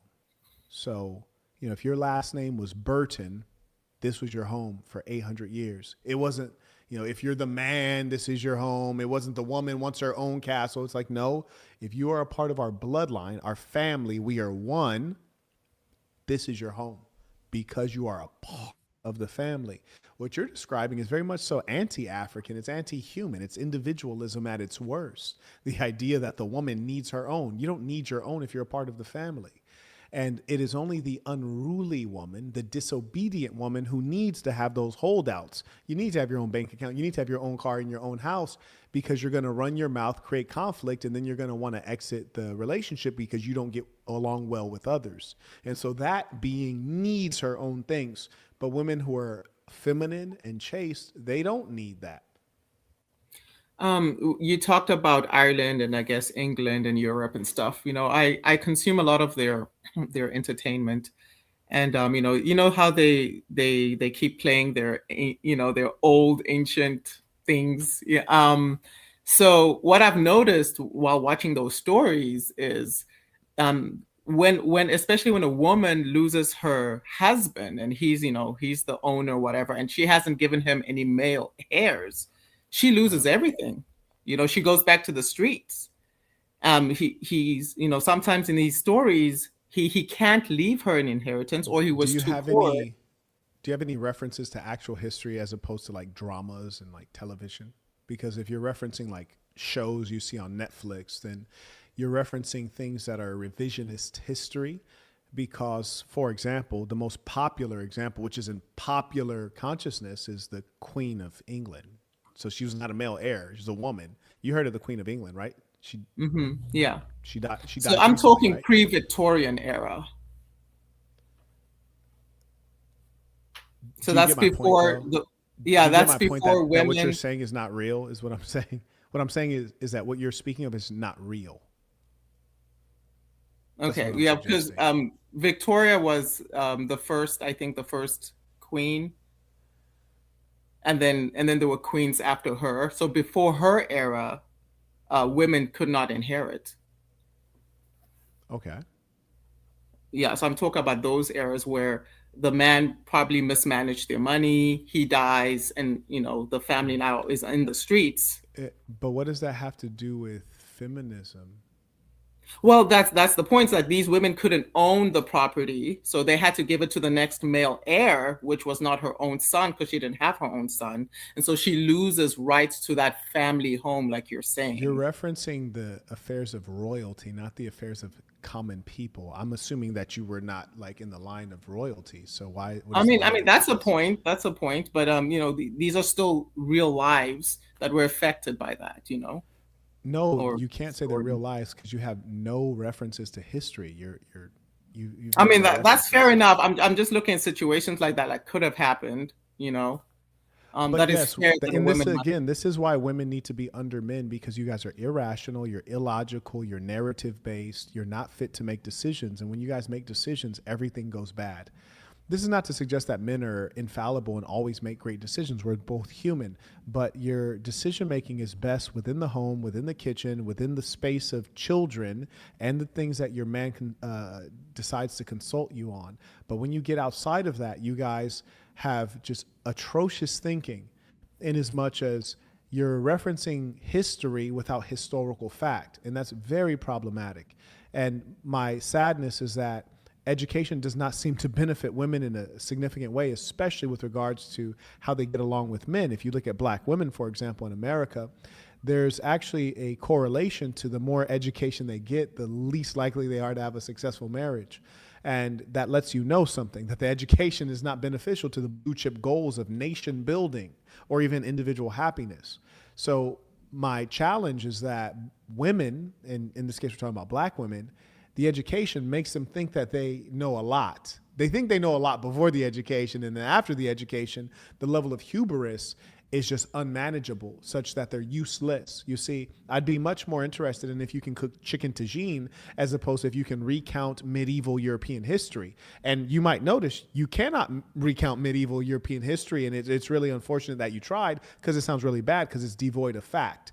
Now, can you cook chicken tagine? Like, what can you cook? I can cook chicken. I don't know Chicken. I what didn't say chicken. chicken You don't know tagine what chicken is. tagine is. Okay. Can you cook chicken tikka masala? A little bit, somewhat, something close to that. Yeah. Can you cook peri peri chicken? Well, that's not my cuisine. I'm Okay. I'm Congolese. What can you cook? Like, I what's your mean, I can top two cook. I can dishes? cook Congolese food. Fried Like what? chicken, Like chicken, pondu. pondu? What's pondu? It's what is it? It's uh, cassava, I think, in English. Okay. Okay. Interesting. Okay. Yeah. I'm more impressed if if I invite 30 people over for a holiday. One of my most beautiful memories is, woman of the house, and I say, hey, I want to invite 30 people over. I want to have like, this, and like just give everyone a beautiful experience. Like, should we cater? And she's like, no, don't cater. No, I get 30 people. That's nothing. I got this. Like, I'm Sudanese. What? Like, we got big parties. Yeah, 30. Like, this ain't no problem. Let's get it going. That impresses me. That turns me on. If she's trying to recount the facts of history to me, even if she knew them, I'm not terribly impressed, because it's like that's not what I want from you. That's not what I need from you. But here's the kicker. Mostly they don't know. Like, it's just the truth. Mostly they don't know. So it's like, why are you trying to get involved in the affairs of man when this clearly is not your strong suit? I mean, I agree with you. Like, if a woman is fortunate enough to pick a wonderful man, and he's awesome, yeah, I mean, why not? But if she's in the unfortunate situation where she's picked the wrong guy and now she has to fend for herself, I don't think that she should be in the street. She should be able to fend for herself. She probably should. I think was the feminist movement. No, reason. She should be in the street for sure. No, she should be in the street or the brothel. She should be in the brothel, probably. Make sure that she can continue earning. So, what I observe in human nature is that the woman is the pursued and the man is the pursuer. Would you agree? Yes. Yes. And you're an all right looking lady. I'm sure you get a lot of inbound interest. And if you could calculate that up over, say you're from age 16 to now, you got damn near 2 decades worth of male interest. Do you think in that time maybe you encountered several men who would have made fine husbands and fathers? Yeah, definitely. Right. I had. Yeah. Certainly. And in as much as you've encountered many men who could have been fine husbands and fathers, then the question would only remain as to why didn't you? Why didn't I marry? Yeah. Why didn't I marry? Well, one of the reasons is because I wanted to be free. I was very feminist. Promiscuous. Promiscuous. No, I was feminist. Promiscuous. That's the same thing. Promiscuous. No, really. And I think it's important for us to admit that, because, when a person is single, they're dealing with a lot of people, especially if it's over in your case, like nearly 2 decades. And until we can admit that, we're not dealing in reality. And what I figured out is that you'll never find a woman who is going to say, I am promiscuous or I was promiscuous, but that could only be the thing that leaves you single at this age. You're a pretty woman. You got some pretty teeth on you too. Nice complexion, and don't mess around and let you end up being thick or having some body on you. Then it's a wrap. Then I'm really mad. But even as you are, if you're shaped like a rectangle, I think you'll do just fine, because men are fairly pathetic and non-discriminatory in their taste. And so in as much as that's the case, really, if a woman does not have a man, it's because of her. It's not because there's a lack of men. It's not because there's a lack of interest, because guys are the hunters. So the question is, when the right guy came, why didn't you say yes? And a woman could say, it's because I wanted to have fun, or I wanted to do this and that. And that's a fair thing. But she also has to concede, I was promiscuous. And I'll tell you why. And I'll give you my analog, even though we really needn't compare men and women. Women will meet me and they say, how are you not married? And I say, well, think about it. I'm well off. I'm tall. I'm athletic, humorous and charming. And I do business all around the world. I'm James Bond in real life. I can do the things that every man wants to do with the most beauty. You like white women? I get the best of them in Northern Europe. You like black women? I get the best of them in South Africa or in East Africa, whichever part you like. You like Latinas? Let me show you a place in Panama. You like Asians? Oh, I got a lovely girl in Philippines. You'd love her. So I can do what every man has dreamed of doing, and I can do it many, many times. And because I don't have a biological clock like a woman, I can keep on. I don't need to stop. So that's why I've been doing it. I've been living like James Bond would live if he was a real person. And so I tell them that, and they're like, "Oh God, that's crazy," but I understand. Now the woman version of that just means you're getting ran through. It means you're just getting, like, every guy's just giving you pound town. Because in the case of a woman, we have all of these terms in its human culture that lets you know, like, it's not good, right? And I don't want to use any of the terms because it'll get the stream flagged. But for men, we have the term player. right? Which is to congratulate the super players who can capture a high number of women. It's called a player. You've heard this term before? Mm-hmm. Fantastic. What do they call a woman who's what's the word for a woman? A hoe. Aha! Yes, yes. Now, here's the difference. If you tell a guy he's a player, he might be like, hey, you're damn right, I'm a super player. If you tell a woman she's a hoe, is she going to be like, you know what? You're right. No, she's going to deny it. You see how it's different? So experience for a man is something that seasons him. And in fact, men need experience. Experience for a woman, it scars them. It makes them less valuable in damaged goods. And I'll tell you what I mean. You will meet many women and they'll say, oh, he didn't know what he was doing. I need a man who knows what he's doing, which you only know because of experience. I need a man who knows how to handle me. I need a man who knows how to handle my body. He needs experience. You'll almost never hear a man say, oh, I need a woman who knows what she's doing. Nah, we like virgins. We like her like, hey, baby, you don't need to know much. Yeah, open your legs. Yeah, pipe down while you get piped down. So it's radically different. So the challenge with you ladies is that you live a promiscuous life, but you're lying about it to yourself and to others. I yield the floor. I mean, I agree with everything you're saying. I feel like I can't really speak my mind, so I'll let it be. But I agree. Huh? Your PO is right there. Your probation officer is around. No, it's I don't want to be accused of not listening. What's the word? I mean, if that's who you are, that's who you are. There's nothing wrong with that. Do you want a little bit of time to get your thoughts together and then you can express yourself? Because we don't have to agree. Like, one thing that I'm certain on is I'm not here to change your mind. I'm here to share my perspective. You share your perspective. You might say, hey, Marquett, not for me. And I totally respect that, because I believe that in this world, there are the good people of the earth. There are the wicked people of the earth, and there are the people in the middle who are trying to figure out which side to go to. And I don't want people who are wicked to be amongst the people who are good people, because that would be a poison in the water. And so I accept when people say, hey, I'm going to go this way. I'm like, fantastic. Like, if someone's like, hey, Marquett, I think smoking marijuana and drinking alcohol is great. I'm like, cool, carry on, but don't do it around me.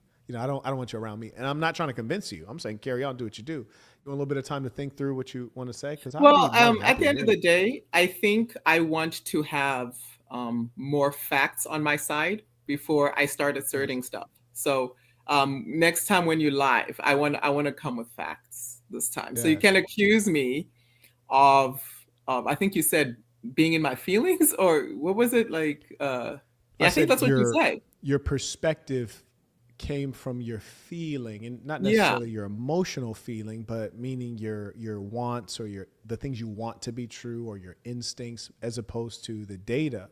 And this is not unusual. This is mostly how human beings operate, both male and female. It's their feelings tell them what to think and what to do.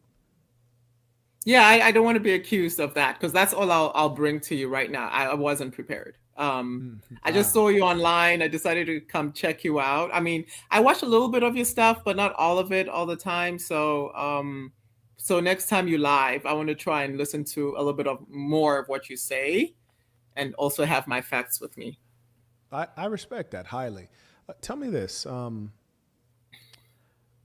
What is your plan to achieve your goal of getting married and having children? Well, it's prayer, prayer, and just being a good person, a good Christian, and just focusing on myself and my relationship with God. You got to stop tweaking, sis. You got to stop tweaking. You have to stop tweaking. That, like, you basics, I just want to listen, because I love you, because you're a pretty little black woman. I love you.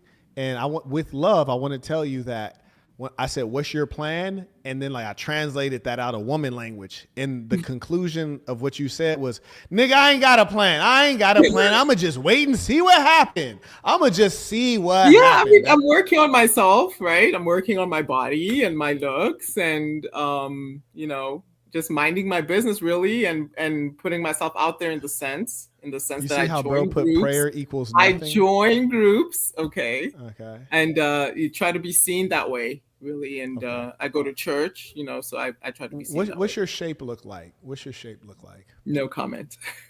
No, no, I'm just, I'm not saying show me. I got more like a model body, so it's not like big ass, big hips. It's Yeah, yeah. Okay, very good. I've got an athletic body.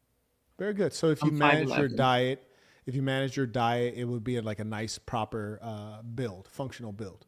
Yeah, Okay, very good. Yeah, and there's nothing wrong with that at all. What's your height? 5'11". That's beautiful. That's beautiful. If you weren't so crazy, I'd drop a seat in you if you know how to behave. 5'11", we No, could work with that. no, 5'11", that's what's up. Now you ain't ready for this candy muscle. You ain't earned that. That's above your pay grade, baby. But I'm saying, like with that no. 5'11", I don't want to be one of many women. Thank you. I'll stick with my one guy. Thank you. you have 0 guys right now. Yeah, I'll stick to my 0 1. I'll be happy with 0 1. So you think in your life you have a good life right now? Yeah, I have a good life. It's lonely. That's the only thing that sucks about it. It's just lonely. You want to share it with someone. Okay, so lonely is one of the worst experiences. In fact, I remember the first time I went to South Africa. A buddy of mine, I went to university with. His mother used to work for the Smithsonian Museum, and so she was in South Africa giving a lecture. And I met up with her, and she said to me, "Hey, Marquette, this is a older Jewish woman by Estonian descent," and she says, "Hey, Marquette, I just can't help but say, you're young, you're good looking, you're well off, you're traveling all over the world, and I just don't want you to make the same mistake I made." And I said, "Well, what is that?" She says, "Well, you have such a beautiful life, Marquette. You're everywhere. Do you know these beautiful experiences are so much better when you share them with someone?" She's like, "I don't want you to be alone doing all this great stuff." She's like, "I had David," which is her son, my friend. She said, "I had David like so late in life. I was like in my 30s, and I met his father, and we just pretty much proceeded to kids pretty quickly." She's like, "But so much time before that, I was a journalist, and I was just going around all the world by myself, and I didn't share it with anyone." She's like, "The loneliness." Now, mind you, as a man, you're never going to feel as lonely as. Oh, what happened? Oh, oopsie. I don't know if I lost him, if I was kicked out.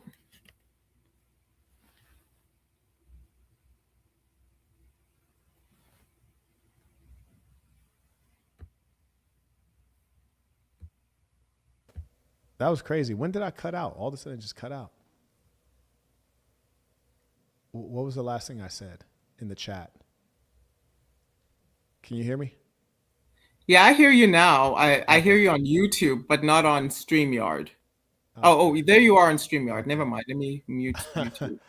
What was the last thing you heard?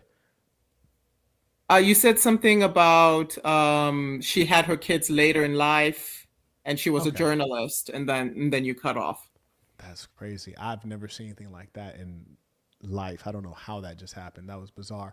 But long story short, you have all these great experiences, but it's by yourself. And I said male lonely and female lonely is different.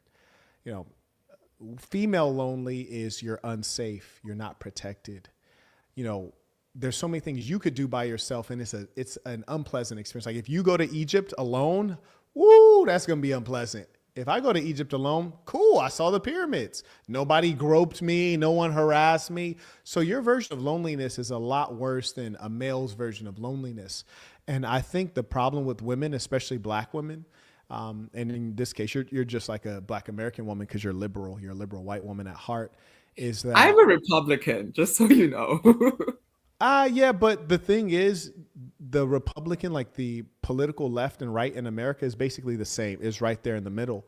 Because think about it, how conservative could you be if you've kissed a woman, right? Like how conservative could you be? That's Not in very my conservative. liberal years. If aha, right. So I hear you. And this is again, women don't have any principles or values. That's why like everything's fluid and it's back and forth. Whereas that's why you need a man, because you're lost. Like if you say, Marquette, how many dudes have you kissed? 0. Have you ever considered it? No, never. Marquette, went like 20 years ago, what were your values? The same ones they are today. 40 years ago, well, I wasn't alive, but 30 years ago, same values today. It's consistently. That's the core of manliness, is you settle on the principles and morals. You stick to them. That's why you can lead. because you know where you are and where you're going. It's going to be lost. You're trying to lead yourself. That's why you lead yourself to destruction. But the point is this: women will be broke and lonely and lie about being happy. You guys are not happy. You guys are miserable. And for example, in America, black women will say, oh, we have the highest rates of education, but you don't have the income to match it, number one. Then they'll say we're the number one demographic buying houses, which in terms of solo home buyers, black women are outperforming white women and Asian women. But then what they never mention is that you also have the highest default rate, even higher than black men, which is crazy because black men go to college at half the rate. So black women go to college twice as much. So they're super smart, but then they have twice the default rate on mortgages. So it just lets you know that women don't know how to lead themselves. And when you say that you're happy, it's because women are so narcissistic and arrogant that they'll never admit that they're in a bad situation. And what's worse, beyond not admitting you're in a bad situation, you won't do the work to fix it. What you'll do is, I'm just going to pray, which means I'm going to do nothing and hope for the best. And the best will never happen. I catch you 5 years later, 10 years later, you'll be in the same situation. In my language, we say sans effet, without effect. Okay. Hopefully that works out for me. Doing nothing never works out. No. I mean, I don't believe I'm doing nothing. You know, I'm working on myself, you know, working on my looks, putting myself out there. Wait, okay. So you don't think like, damn, I'm 30. Like, what do I mean working on myself? Like, this is it's clinical immaturity. Because if you're really Congolese, your grandparents would have had how many kids by age 30? Like your grandmother? How many kids? Yeah, by age 30. By age 30, probably 12. Yeah. Right. And you have 0. Like, so it's like, are you Congolese? Like, even I'm a black American. My grandmother had 9 kids.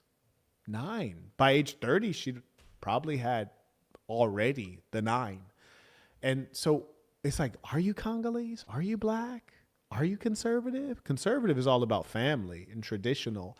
Are you? I'm conservative now. Is it okay to change? I know you said that men are the same. You know, their values are the same. Well, the thing is, I don't think you've changed. I think you may have changed your talking points, but unfortunately, the core of what you're living out does not reflect conservatism. And this is precisely what I tell people who follow Candace Owens. Like, she can't be conservative because she's a working woman. She's a careerist. That's not conservative. You see, only fools get taken away by words and emotions. People who are intelligent and rational, we observe the actions and the outcomes.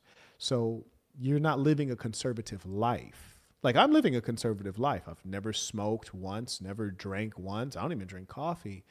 I deal with women in a most conservative way in a very traditional household. I'm living a conservative life.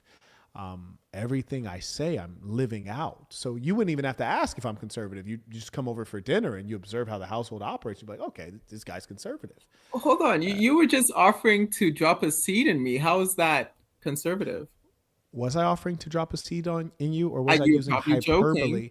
Or was I using hyperbole to suggest that you have some basic genetic markers that would be appealing to a good number of men, which is only a reminder that your failing is due to what's in your mind and not the realities of your physical form. That's all I was doing. I was being nice because, to be honest with you, we both know that you're not qualified for my seat. I mean, realistically, why is that, Marquett? Well, I have every advantage in life. I have every advantage. I'm above average in everything. So I wouldn't drop a seed in you because I'm going to look at the most fertile soil. This is age 18 to 24. That's number one. You're far out of that demographic age-wise. Number two, I like wealthy women. I want to stay within my socioeconomic class. Women who are currently wealthy or come from wealthy families. I'm going to maintain my class. And also, I like women who like to be women and are heterosexual. So you wouldn't make the basic qualification. But the truth is, if you were a sensible person, which you're not, and that's okay, you would say, okay, well, I'm talking to Marquett Burton. Let's just look at the data. He's above average height. He's above average athleticism, way above average IQ, documented and tested as evidence. He has multiple degrees from top 20 universities. He's above average financially. He has great provision, and he has the evidence of being successful at provisioning for a woman. So I know that if I were to join his family, there's a high level of predictability that I'm going to get all of the things that I would probably want. And if I have offspring, they're going to get good private tutors. They're going to have a great example. They're going to have excellence in health. And probably you as a woman, your health will excel as well. So a reasonable, rational woman who is well-bred and loves herself would say, sign me up.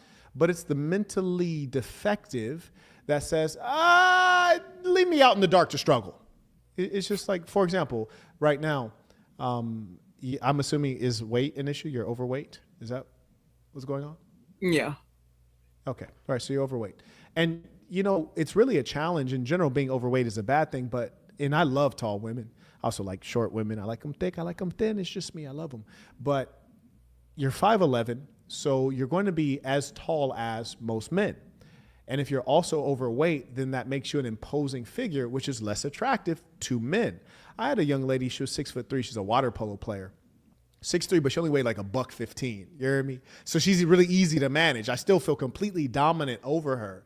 But if you're 5'11" and overweight, then you're going to create not only the lack of appeal from being gluttonous, but also you now are a dominant, imposing figure.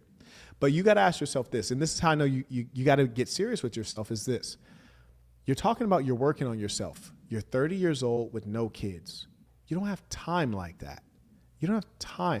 The last woman, I don't know if you saw her, she was 25. I told her she didn't have time. So how do you have time? You're 30 and you have no kids and no prospects and you're overweight. What do you mean working on yourself? Like you are who you are. Like this is what people have to realize. People keep thinking they're going to develop into something else. You're not in a cocoon and you're going to turn to a butterfly. Whatever you are right now, that's kind of what you actually are. Like what you are right now is a representation of the real you. I yield the floor. Yeah, I mean, fair enough. I mean, I'm not suggesting that I'm rejecting men right now.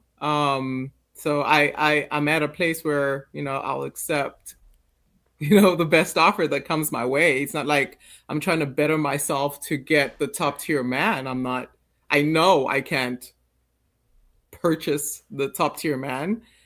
And then I just wanted to push back. Oh my, I'm going to have to add, my phone, my computer is about to die. So I wanted to push back a bit.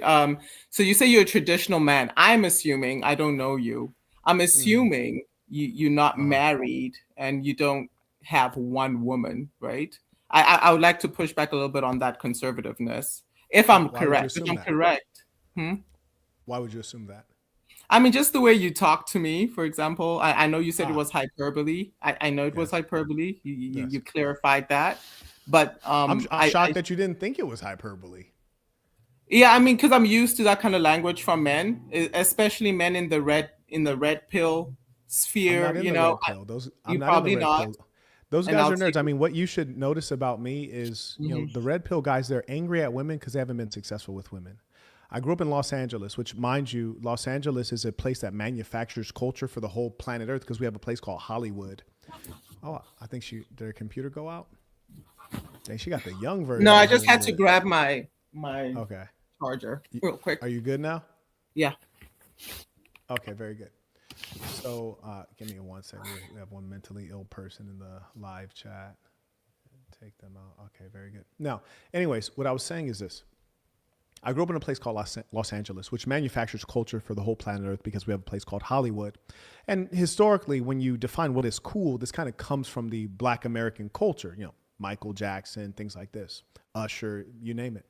And mind you, people like Usher, they created all of these boy bands, which you see now today in South Korea and other places. So I grew up in a place that defines what cool is for the planet Earth. I went to a mega school in high school. So in middle school, I was the president of the school. In high school, I was voted Mr. Irresistible. I was voted best smile. I was voted best dress. The red pill kids were struggling through middle school and high school and college. When I was in college, I founded a fraternity. Third largest fraternity on campus, started from scratch. To say that I've done well with women would be an understatement. I've taken more than my fair share. You heard me? I've been skimming the cream of the crop my whole life. So in as much as that's the case, red pill wouldn't make any sense because women have benefited me greatly. I don't have any gripes or complaints with women. I can only be thankful. They've only enhanced me financially. I don't have any stories of I was cheated on or I was divorced or she ran off. I don't have any of those stories. I got stories of this girl bought me some shoes. This girl bought me a car. This girl co-signed for this. This girl introduced me to this. This girl bought me a Hermes, this or that. This girl took me on my first trip to Monaco. I only have stories like that. So that being the case, I can never be red pill. That's why I spread this ism. Marquettism is for the kids. Marquettism saves lives. Now, with regards to the other part, with regards to you, when like your eyes are not even open, if a man in my position even joked about taking you, you should jump and just, well, where do I send my application? Because it's the best application you'll ever get to send. But the problem is you're wrongly calibrated.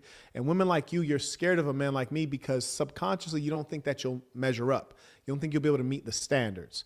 And you mentioned polygyny. You alluded to polygyny, and I'll address polygyny. It's worthwhile, especially since you're supposedly African, but you're not African at all. You're a white liberal. But if you actually go back to the true culture of Africans, polygyny is quite common. It's not just among the Africans. It's among the Asians. It's among the Arabs. The only people that don't practice it largely are the Europeans, who have a history of homosexuality as well. See Rome and Greece as a great example of that. Even Alexander the Great, Julius Caesar. Is embedded in Spartan culture. Even the Afghans today are kind of a bit sick with that. But the point is this. Polygyny is a structure that has many benefits. Economics is one of them. But one of the reasons a woman wouldn't want to get into this proper historical traditional structure is because you have to perform as a woman, because there's an analog, there's a comparison base.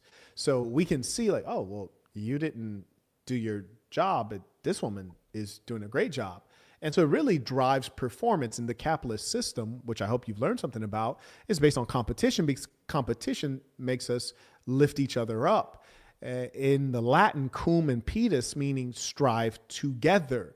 And family is about togetherness. And if you actually come from a Congolese family, probably have a large family, maybe even have some sisters, the idea that you couldn't get along with another woman in a happy family is a bit bizarre. It's a Western sickness. So the fact of the matter is that you never qualify for a man like me. I'm top of the food chain. You'd never qualify. But if someone like me even joked at you, you should send an application. If you were my daughter, I'd want you to throw yourself at a man in my position, because there are very few. And then if you even sort for color, like if you, for some reason you wanted a black guy, which I don't limit you to that. But if you did, then you're getting into a minuscule number of men in this position.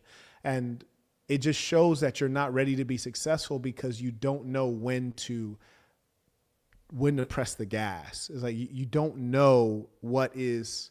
Like if you're actually a Republican conservative, it's like, okay, clean-cut black guy in a suit with advanced education, professional pedigree, many awards to his name, current philanthropy, a great place to live. It's just like, it's not sensible. Only an unreasonable person would say the words you said when you're currently alone in a middle lower class or upper lower class scenario. It just reeks, and you have no plan. You're talking about my plan is pray. And that's one of the challenges with the black female. And that's kind of part of why we had this title, because black women will give people no credit. Like they don't show respect. It's something sick in the mind. Whereas the Arab woman, the Asian woman especially, they're going to show respect based on where you actually are in the hierarchy. Whereas the black woman is often deluded as though there's no hierarchy, unless every now and then they'll show respect to a white man, but mostly they don't respect anything. I yield the floor. Oh, no, I respect you. I respect what you've become in your success. I respect that. I'm under no delusion that I'm anywhere near your league. So no, actually, I was offended by it. And by what? I don't want to be one of your women.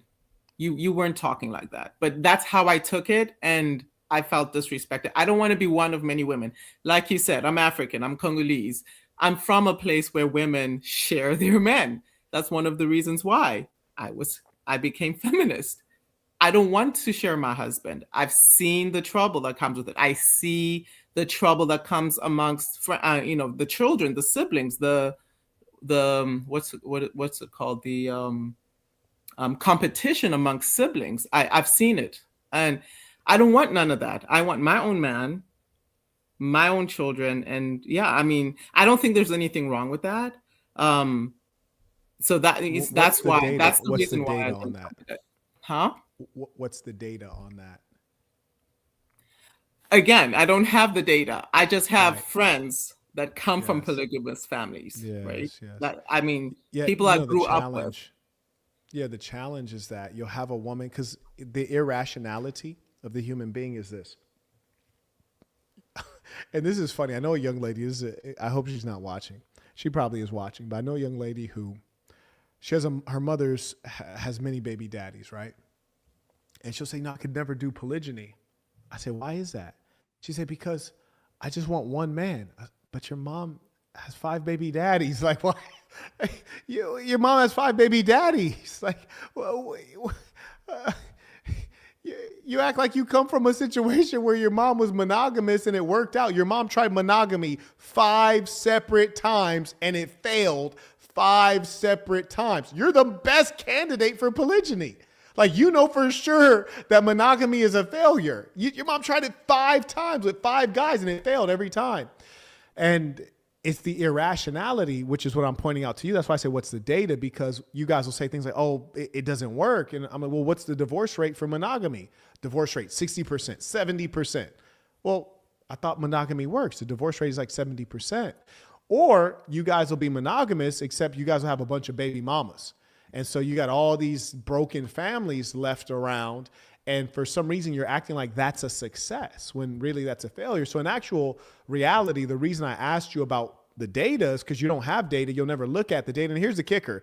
It doesn't matter what the data is. The data could tell you that polygyny has a higher rate of marital success, has greater outcomes for the kids, and you still wouldn't decide to engage in polygyny because it's about your feelings. It's about conflicts you have within the self. Because here's the kicker.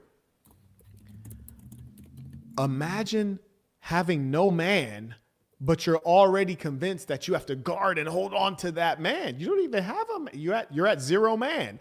Getting half of a man would be a major upgrade from 0 man, but you're not even trying to upgrade to get half of a man, as you would put it. And so what we're actually dealing with, what's really driving that is not the logic of how do the kids fare? How does the marriage fare? What is driving you is the controlling, masculine, non-feminine, non-submissive, just controlling nature. That's what's driving you. I yield the floor.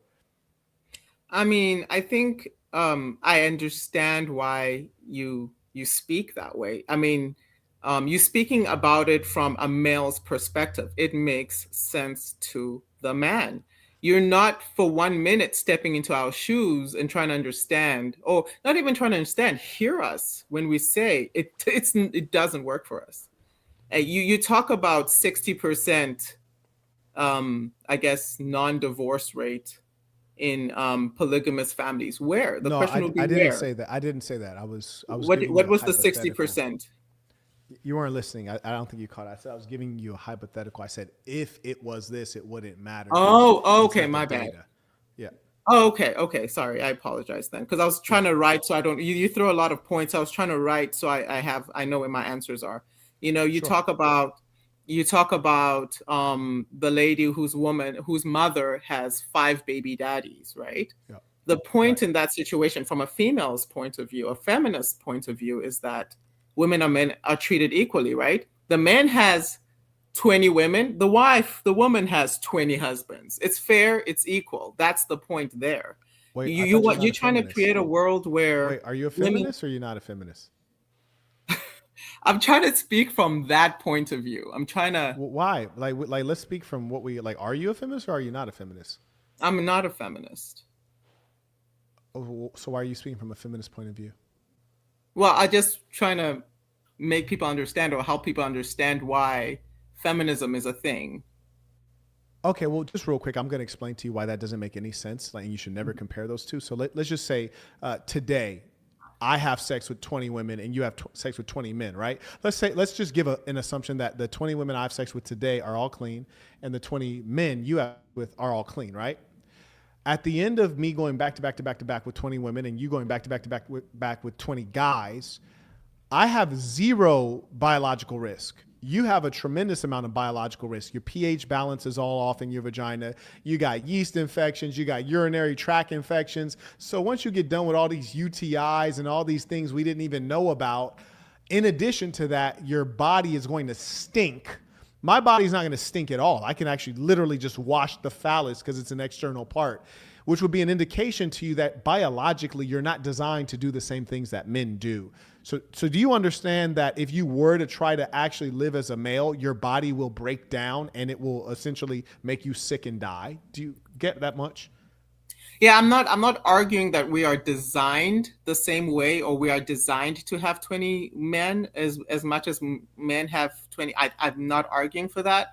What I'm arguing for, you just said if I were a feminist, if I were a feminist, is being free, right? So in Africa, like you want to talk about Africa, and let me not talk about it as monolithic, okay? Let's just say South Africa, okay?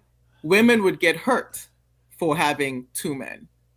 Would get physically hurt by our men, right? They'll beat us or do something to us physically, right? Excellent. So feminism here in America gives us that liberty and that freedom. So yes, she has 5 husbands. I'm not saying that's good. I'm not for that. My mom got married a virgin. I was raised to be to get married a virgin. Okay, I'm from that culture. Was your mother polygynous or monogamous?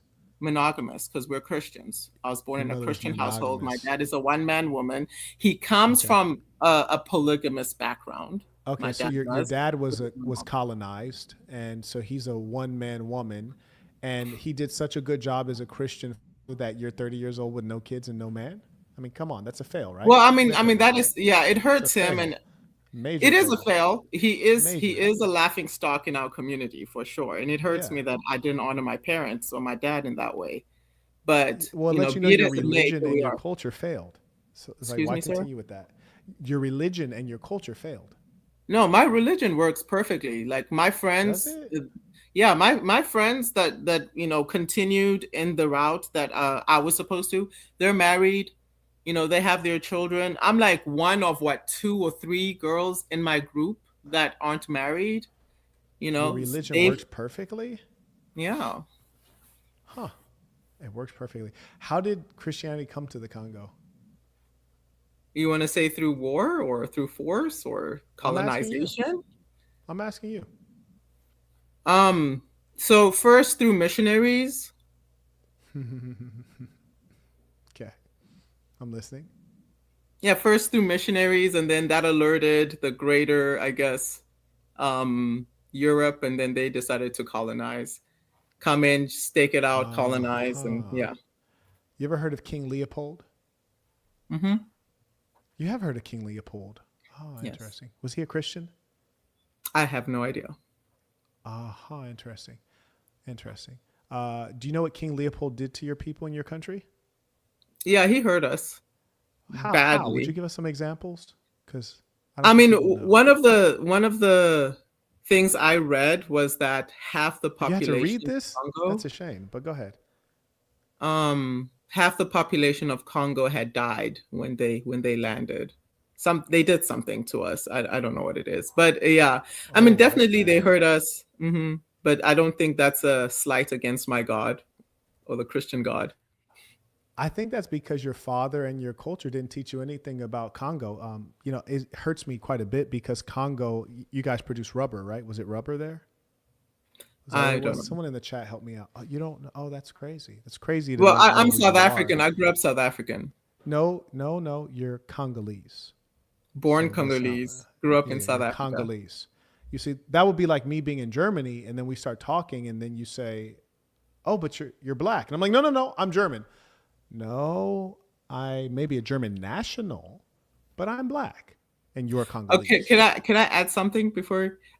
It's like telling a Mexican who moved here and was born here, not born here, but grew up here since they were 11 or 1.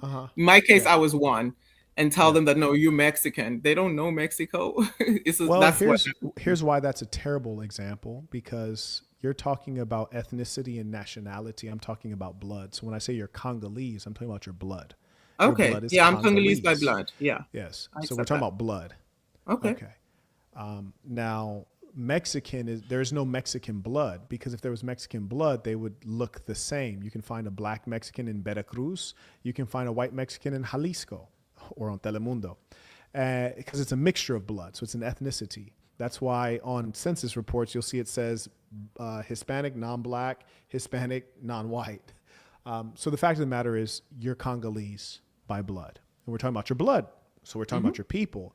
And the thing that saddens me, and this is why you Africans are so pathetic and colonized, is because you don't even know yourself. It's a pity that a black American should know about Congo. And what is there, 54 countries in Africa? I don't know. Do you know how many countries are in Africa? Maybe 54 to 52. Okay, 54. so you should know that better than me. You actually lived in Africa. Furthermore, you're Congolese. You should know that King Leopold was the most vicious colonial power that has been ever on the earth. And in addition to mass murder, we're talking about tens of millions of human beings. In addition to that, they used to cut off the limbs of your people, namely children, when they were not meeting quotas. And so they'll cut off the arms. And there's so many pictures of children with their arms missing, their legs missing. People are saying I'm having mic issues. Let me go ahead and change to my computer mic. Can you guys confirm if there are mic issues? Give me a second. I hear you clearly on StreamYard. So okay. All right. So yeah. And I just, for the folks who are new to this, I want to just pull up some pictures, and I'm going to pull it up for you too, because I really think you need to see this. Because my job is to educate, because if I don't do it, no one else is going to do it. If I don't do it, no one else is going to do it. So here we go real quick, if you don't mind. I just want you to see what your people have gone through. And Africans are oh so funny. I hear Africans every now and then, they're like, oh, your people were slaves. I'm like, yeah, it's a terrible thing. And your people were worse than slaves in many cases. You know, so these are your people right here. And they take pictures with you guys because, you know, A, they were soulless, and B, they viewed you guys as animals, like as though you guys don't experience pain. Does that look like an adult that he's holding who has his arm cut off? What about these? Do you see those? Are those children with no hands? You see those children with no hands? Imagine having no hands. You have two missing hands. And you're in a developing country under colonialism. Can you imagine how hard life is with two missing hands? Could you imagine? And you see, you really should imagine, because these are your people. You see, and there's an endless number. This ball's missing a leg too. As you can see under here, it reads, in case you can't read it, it reads Leopold, that was your king, your colonial king, who was the colonial ruler in Congo. That's your people, where you're from. Used to cut the limbs of Congolese. Congolese, those are your people. Yes? That's what he used to do to you. And by the way, your perfect God, your perfect religion, your God apparently was off his job when those Europeans showed up and decided that they would work you guys to death. And if you did not work hard as though you wanted to die working, then they would take your child, which you don't even have any kids, but if you did have a daughter, and they would take her in front of you and using crude instruments, blades that weren't fully sharp and were not for surgery, with no anesthetic, no anesthesia, no nothing. And they would cut off that girl's arm or her leg or her hand. And they followed your Christian God. Those were Christians doing that. Your religion is just yet another form of poison. If you believe that a Christian nation will come there and take 20 million people, rip them from the souls of that earth, and spill their blood upon that earth in the name of God, maybe? Cut off the limbs of children and take photos? You know, there's some things I've done I'd never take a photo of. Take photos. But you know what's like somehow to me, it's almost worse than the fact that you don't know what happened to your own freaking people, yet you were here representing Africa so strongly. You represent Africa so strongly. Tell me about Africa. And I just switched the mic back, confirmed that you guys can hear me. The thing that hurts me is that you didn't know your own history. You didn't know that which you actually come from. But I bet you could tell me about white Jesus, though. You know, you could tell me all the stories of the Bible about your white Jesus and your white God, but you can't tell me about your black great grandparents. You can't tell me about your black great great grandparents. And that's where most of your troubles lie, is that you've come to respect so much what the white man has told you to do. I'm a Christian. I'm a conservative Christian. We're monogamous. But you hate that which you are and that which you are meant to do from your blood. But here's the kicker. Your Christian religion is so good, but what evil is it to murder 20 million people and cut off the limbs of children? Leave a child with no hands in a place that has a retrograde economy and no basic services for disabled people.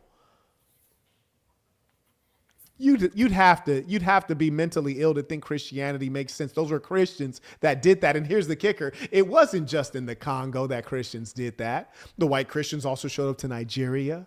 They showed up to South Africa. Yes, where you experienced apartheid maybe. And you still think that your Christianity that you got from the white colonizer makes sense? I mean, come on. Come on. Like, that doesn't hurt you that you know the story of Jesus, but you don't know the story of your ancestors? I yield the floor.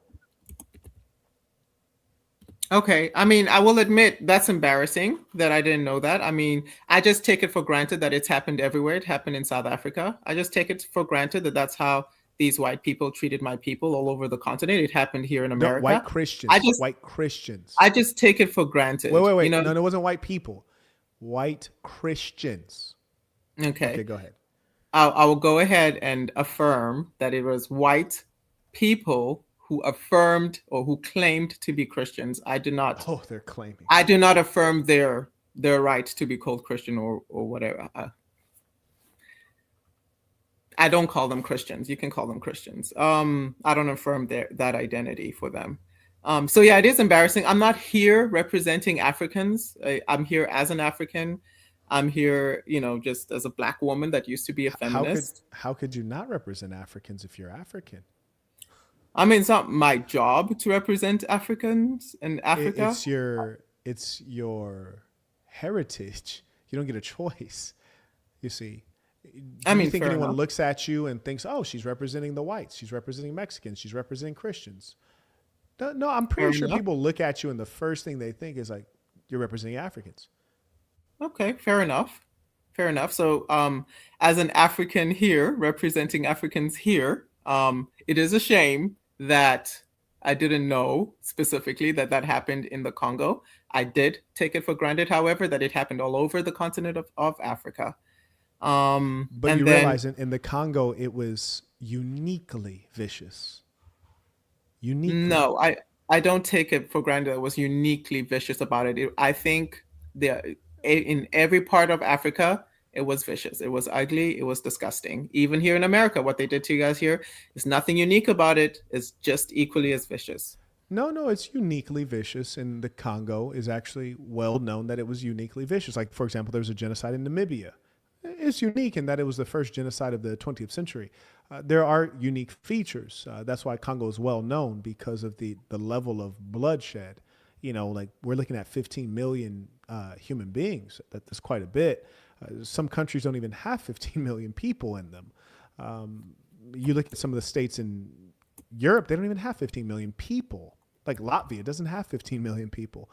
The Congo was uniquely vicious, and that's why, or I should say King Leopold in the Congo was uniquely vicious. That's why you'd have to do your research on it. But it should bother you that you know everything about what the whites taught you, what they wanted you to know, but you don't know about who you are. You don't know who you are. I got a 3-sentence Bible. Number 1, be yourself. Number 2, be good to yourself. Number 3, be good to good people. Number 1, be yourself. You don't even know who you are. I mean, you claim to say that I don't know who I am. I believe I know who I am. But how could a Black American know more about your history than you? I asked you, how many countries in Africa? 52, 54. I mean, because I they already keep said breaking up. 54. You came that from me, I'm right? not gonna keep up with the No, not breaking you. up. The only reason you said 54 is because I already said 54. But here's the kicker: how many states in America? About 50. Yeah, you know that. You know about the white country. You know the white country you're in, but you don't know the black continent you come from. That's concerning.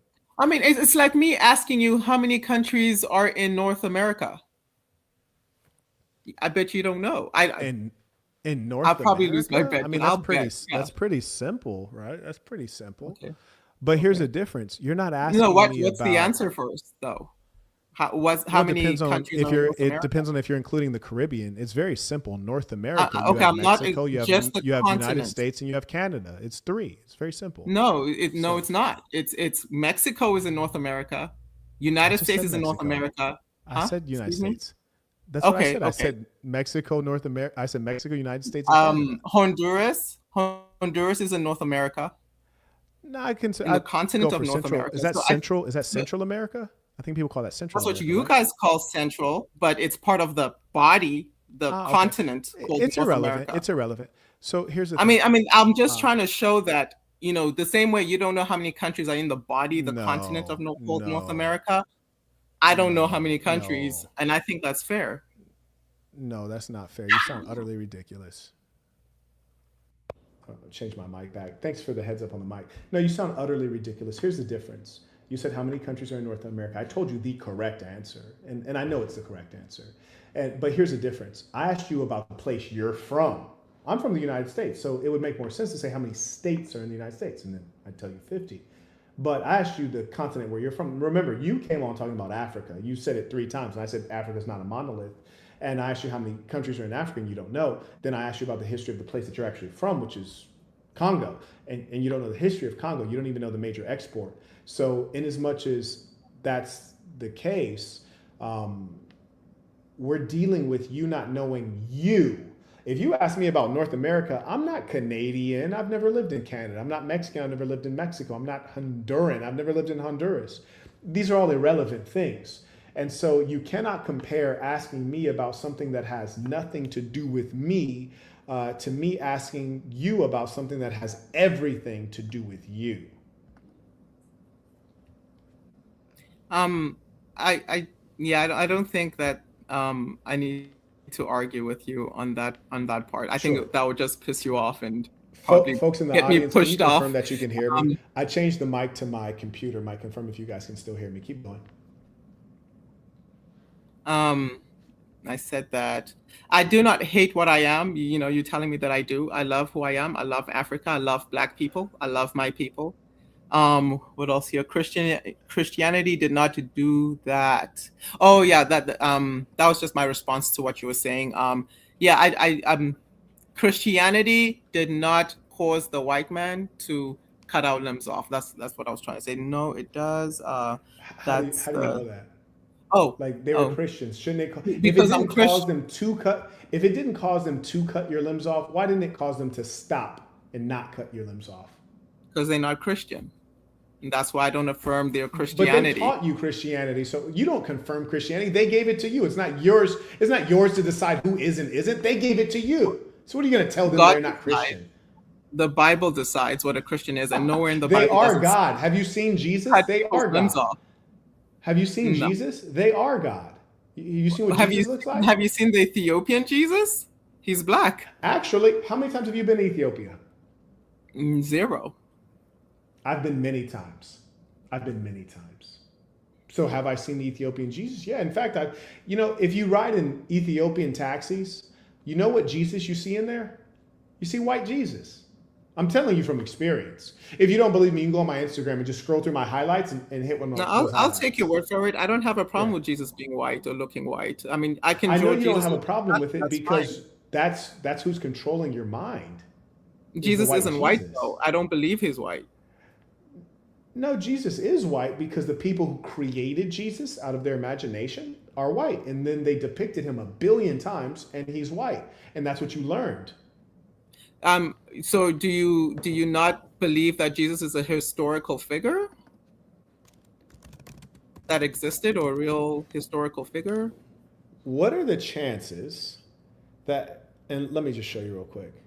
Let me show you your Jesus. This is the Jesus that comes from the people that you learn Jesus from. White, white, white, white, white, little brown, white, white, white, white, white, white, white, white, white, white. White, white, white, white, white, white, white, little bit of brown. White, white, white, white, white, white, white, white, white, white, white, white, white, white. That's who you learn Jesus from. So, like, you'd be a liar to suggest to me that the King Leopold, the Belgians, you know where Belgium is? It's in Europe. Or the British, who conquered Nigeria and made some of them Christians. You know where Britain is? It's right off the coast of continental Europe. You'd be a liar to suggest that the very people who taught you Christianity, they're not Christians, but you're a Christian. I mean, stop it. Like, they created this religion that you use. And in fact, the concept of the Trinity, which involves your Jesus, who's a creation, they had a council. Like, there's so many things you could look up, Council of Nicaea, there's so many things you could look up, like different emperors and all these things. And you might start to understand the connection of like Roman paganism and your Christianity. And you might also understand the origins of Jesus.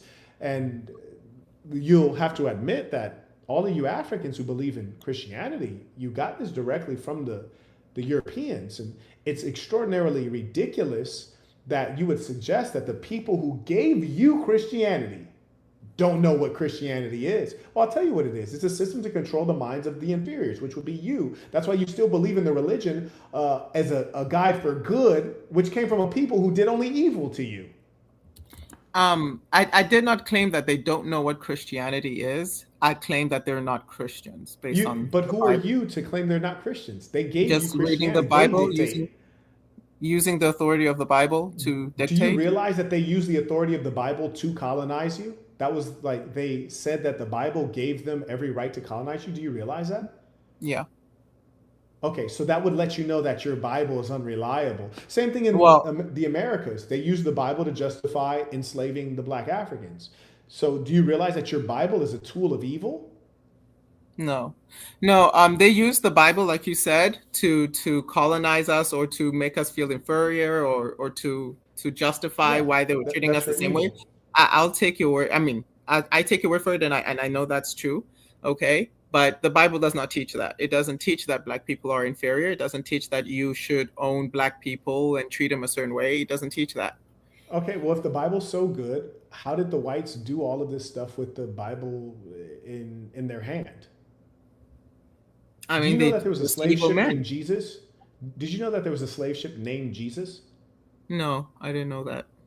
Yeah, I can look it up if you just think I'm making up stuff. I believe you 100%. I mean, I don't. That doesn't make it God. It doesn't make it Jesus. Just because you named it Jesus doesn't make it Jesus. Doesn't mean that God named it Jesus. Just because you say it's not Jesus doesn't mean it's not Jesus.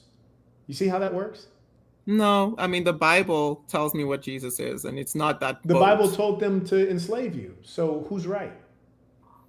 I'm right. They're wrong. The Bible is right. Sorry, the Bible is right. But they used the Bible. That's my point. They reused it incorrectly is my point. And I don't want to be. Do you think that you're smarter than the white men who were clever enough to be able to enslave an entire continent? You can't be smarter than them. So no, I'm not. How's that add up? You're definitely not smarter than them. So how is it that you understand the Bible better than they do? How's that work out? Well, what I'm saying is what they were doing is not Christian. It was not sanctioned by the Bible. That's all I'm saying. So why did they use the Bible at all if it wasn't Christian? What were they using the Bible for? I mean, I guess to make them feel better about what they were doing to Black people, because deep inside them, they knew what they were doing was wrong and they needed some sort of external justification. And I would say that. Oh, so you're saying that they used the Bible for evil then? Yeah. Okay. Now, what if they did use the Bible for evil? What if you're totally right about that? And knowing that it's very useful for controlling people, what if that's why they gave the Bible to you dumb Africans, so that you guys would follow it and be docile?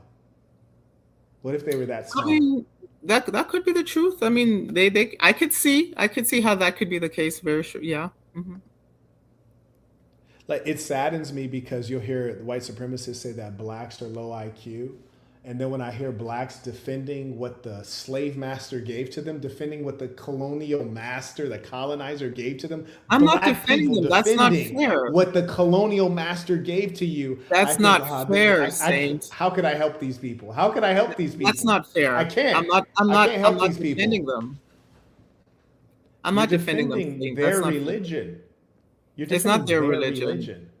Yes, It's it not. is. It's a white It's a Middle religion. Eastern religion. It's Jewish. Are you Middle Eastern? No. Then it's their religion, not yours. Where's your religion? Do you follow anything from black people? No. That's weird, right? Do you ever look in the mirror and see a black person there? I do. Ah, but you ain't got enough love and self-respect to say, damn, what did what do my people believe in? What did my people do? What is our heritage? I mean, the idea that you follow the religion of a people who are so brute-like, so wicked and destructive. It's like you could follow their religion and their way of life, which is so violent, but you just throw away your own culture wholesale. It's like you say you're South African. I know your knowledge on South Africa is probably worse than Congo. And I only know that because I've been to South Africa many times, and I might encounter someone who's Zulu or Xhosa, or even someone who's Shona, came from Zimbabwe, and I ask them about South Africa, and they just don't know anything. They don't know anything about the culture, past or present. And you know why that is? Because they know what the whites taught them and nothing beyond it. They have so much faith in the whites, none in themselves. They are white supremacists. And that's why I said I have a 3 Sins Bible. Be yourself, be good to yourself, be good to good people. Be yourself is number one. You can never be yourself without knowing who you are. Like, you know, the South Africans, can you name 5 tribes in South Africa since you're South African? Because that's what you said earlier. You're South African. Hutu, Xhosa, Zulu, Kona, Mind you, I already named 2 of the ones you named, but go ahead. Swati, Okay. Venda, Okay. Great. Tonga. Swati. Great. The Swati. Did they have a monarch? Did they have like a king or a queen? Yeah. Yeah. And where in South Africa where was that person based? Well, I know what it looks like now. I mean, if you're asking me historically, I wouldn't know historically where they were, but I know where they are now. Okay. Where's that? Eastern South Africa. It's a country within South Africa called Swaziland. Okay. Very good. Is it in the mountains, Swaziland? I've never been. I don't know what it looks like. Okay. There's this little place in South Africa that actually gets snow. I was like, maybe that's it. Okay. And you mentioned Tonga? Tsonga, yeah. Okay. Tsonga. Yes. Did they have a king and queen? They all had kings. I think they all still have kings. They all still have kings. Mm-hmm. Very interesting. Huh. Swaziland, they have like the famous king. He's polygynous, right? Yeah.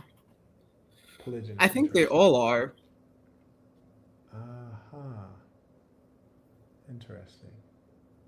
So that's like South African culture then, huh?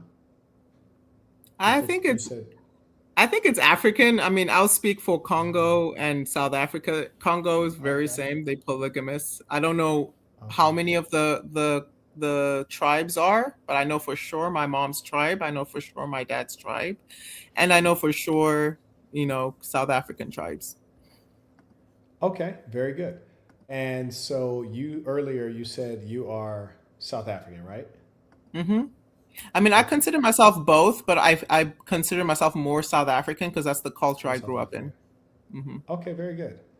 So if you're South African, why, and you just said all of their royalty is polygynous, and you said that their royalty still exists today, and you're South African, Well, why not live in the South African way if you're South African?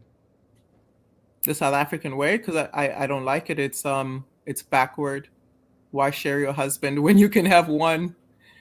That's backward to me. But you said you're South African. Mm-hmm. Oh, so you're a South African, but you're not South African. That's No, deep. I That's can be very South deep. African and disagree with That's my way of deep. life, That's deep. with my What people's way. if what if I told you that based on the fact that you say you're Congolese, you don't know much about Congo, you say you're South African, you don't live in the South African way, what if I told you you're really just a liberal white woman? Because I have an eerie feeling that if I like identify like four major cultural things from the liberal white woman and four major things from like South African culture, you'd probably be on board with all of the four cultural things on the liberal white woman. So I what mean, if you think and you delude yourself into thinking that you're actually a black African and it's just like a thin veneer, but in actual fact, you're a liberal white woman and you just I don't mean, admit it. I wouldn't have an issue with that. I mean, I would say yes, you're right. In that sense. Why I wouldn't have an issue with that is that, the liberal white woman's way of life is, I guess, superior than the African woman's, who's stuck in a polygamous relationship, marriage, way of life. Wow. Deep, deep, deep, deep, deep. So the liberal white woman has a superior way of life to the African woman. Yeah, and the liberal white woman is also what the liberal black woman here in America, the liberal black American woman.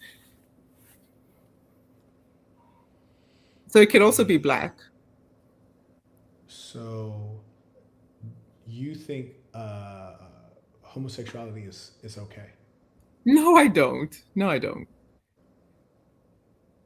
I get where you're coming from, but no, I don't. I don't think homosexuality is the way, and I just don't believe in sharing my husband, and I think that should be okay. I mean that. I mean that's I guess the superior, let me say, culture, because hey, like you said, they dominated us. If being in a polygamous marriage was so great, well, how did they dominate us and beat us, and like, it's not the superior I way can to answer live. the question. Yeah, I can answer your question actually, and I'd be more than happy to answer it. You It was see, empires. rhetorical. I know you would, but I don't want you to, Okay, please. okay, fair enough. Yes. Um, that's curious. Wow. And with all of your religion, uh, and you said you're gonna have your husband just to yourself, and you currently have no husband. You don't you don't think like your liberal white woman culture is failing you. And the reason I say that is because if you actually look at the data, the trends, liberal white women, their marriage rates are trending down. Their happiness is trending down, as evidenced by if you look at the fact that women who are 40-year-old plus, liberal white women in America, a quarter of them are on psychotropic drugs. They're not mentally well. That would indicate that you're not happy. And their birth rates are trending downward.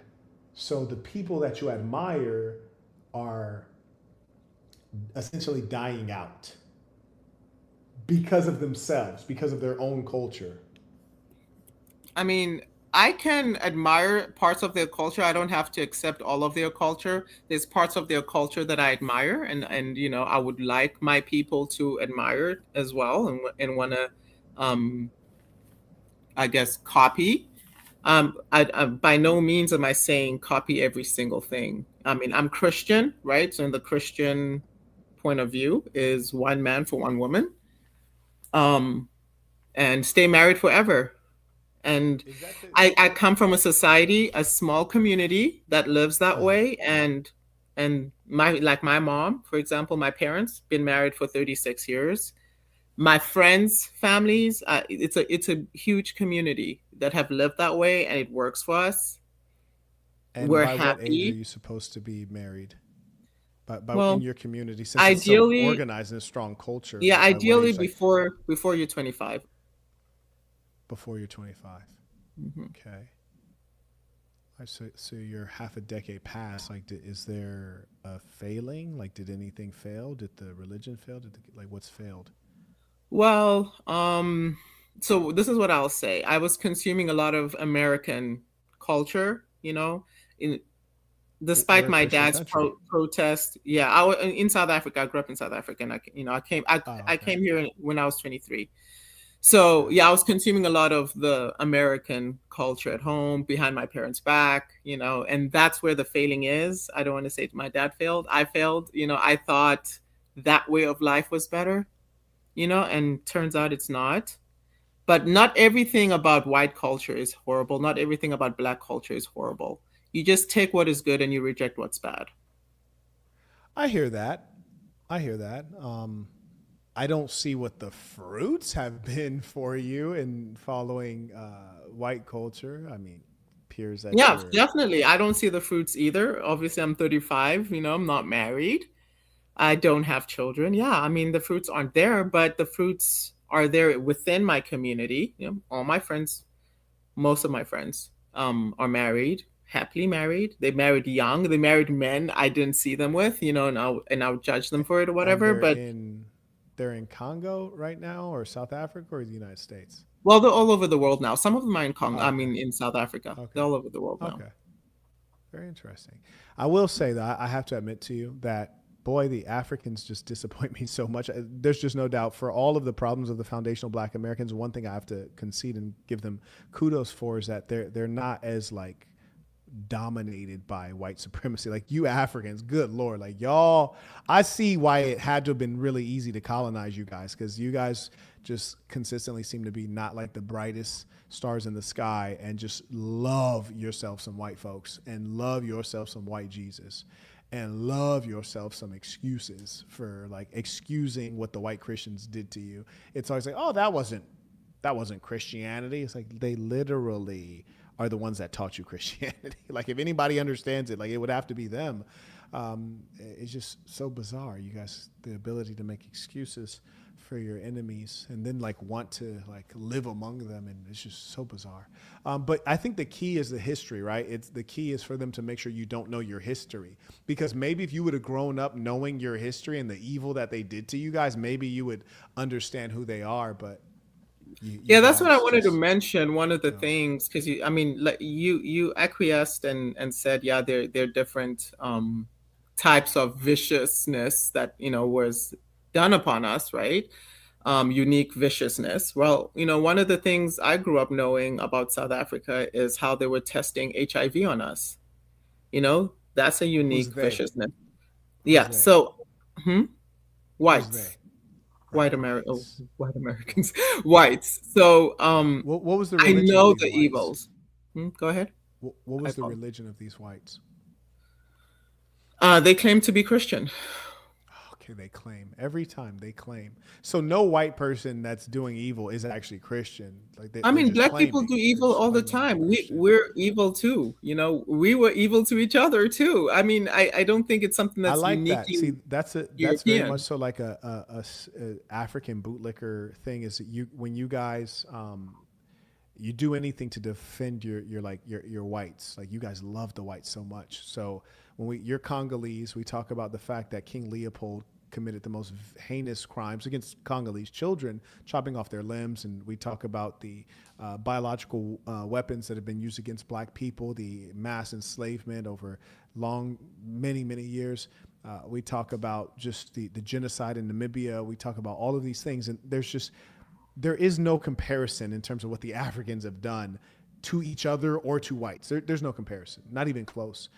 But for some reason, you just want to go see if you can find a way to blame the blacks, to make the blacks seem like they're as vicious as the whites. No one is as vicious as the whites, not the Asians, not the Arabs, not the Latinos. I could name to you a bunch of genocides, and the father of all of those genocides, mostly white people. This is what they do. So why do you feel so compelled to try to find an example of blacks being vicious to excuse the crimes of the whites? Is that what's going on? No, my point was not to excuse their crimes. My point is to show that we are fallen human beings. Every human being, we're all horrible people. I mean, right now, Congolese What? people are raping each other with brooms in the east of Congo. Like, they shoving brooms in Okay. women. That's black on Okay. black violence right there. We're Fair ugly. enough. My And that point sounds like a is, terrible thing. human Is that a beings are real thing? ugly.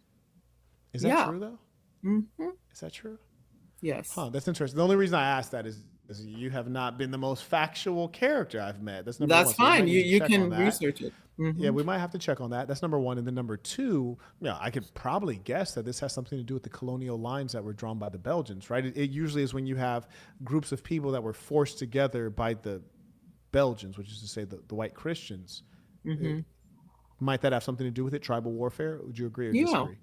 Hmm. Okay, so you're telling me that the aftermath of what was done by the violent brute force construction of colonial nation states, that still goes back to the whites. Do you see how you did that?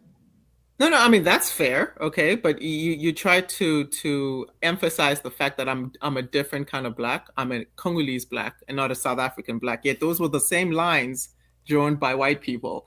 When I come and I bring those same lines, What? but between blacks I and was talking about your. I blacks, was talking about the origin of your blood. I was talking about the origin of your blood. yeah, we share the same blood. Every African share the same blood. We all No, no. Bantu. Every African does not share the same blood. That's not a Yes, we fact. do. We're all Well, blacks. if We all share the same you're all in the genome. Negroid racial. You're all in the Negroid racial category. But if you all shared the same blood, you couldn't do a DNA test and identify different groups.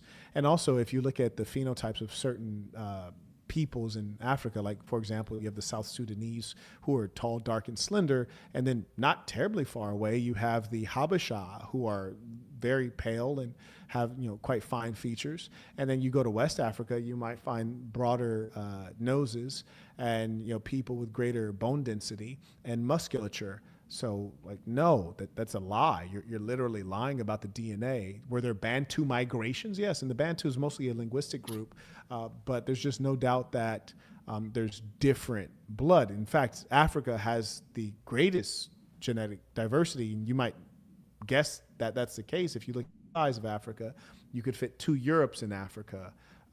You could fit in the United States and some in the continent of Africa. So, like, why would you think that there wouldn't be significant diversity when the continent is so massive?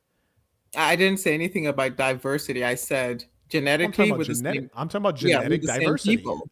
Yeah, being in No, America, we share the same genetics. You black just as much as I'm black.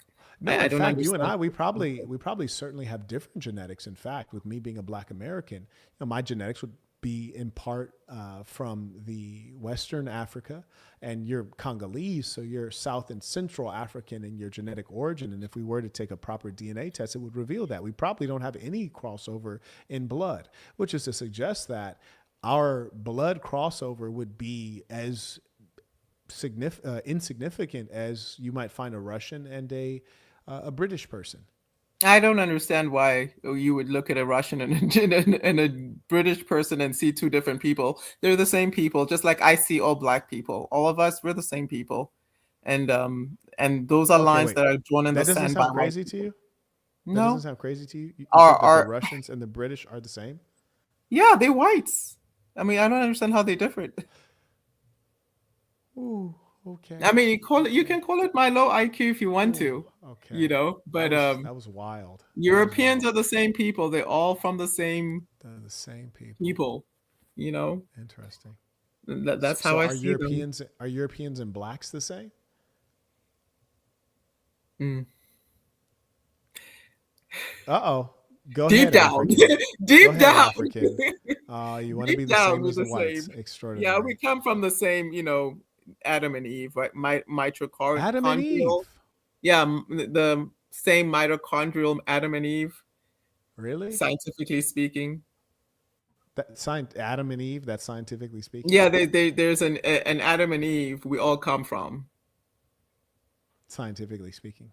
Yeah, a mitochondrial is what they call it. I don't know what they call the Adam part, but I think the Eve part is mitochondrial Eve. I want Huh. to say mitochondrial Adam as well. You see, actually, like for example, with the Europeans, we know that they have Neanderthal DNA. So the Neanderthal is a different type of hominid. So, and the Neanderthals, mind you, have died out. So, in as much as that's the case, then we cannot say that we all come from that common ancestor because they come from a Neanderthal, which doesn't even exist. So, how could we have all come from the same mitochondrial ancestor. I mean, that's what Europeans science have is saying. Well, I'm telling you what science says about Europeans having Neanderthal DNA, No, yeah, whereas they do. Africans have no Neanderthal DNA.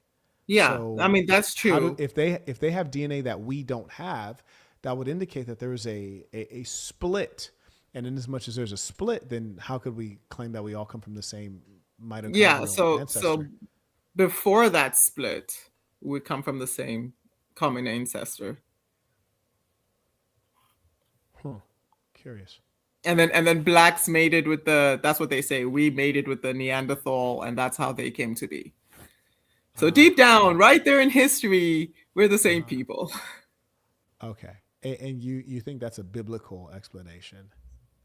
No. Mitochondrial Adam and Eve is scientific. But yes, the Bible also claims that, and I affirm that for sure. Religion is crazy. I got to create a religion because this stuff is extraordinary. Like, religion allows me to provide you an infinite number of facts, and it means nothing. Like, that's amazing. I got to start a religion. I really do, because it's so powerful. It's so powerful. It's extraordinary.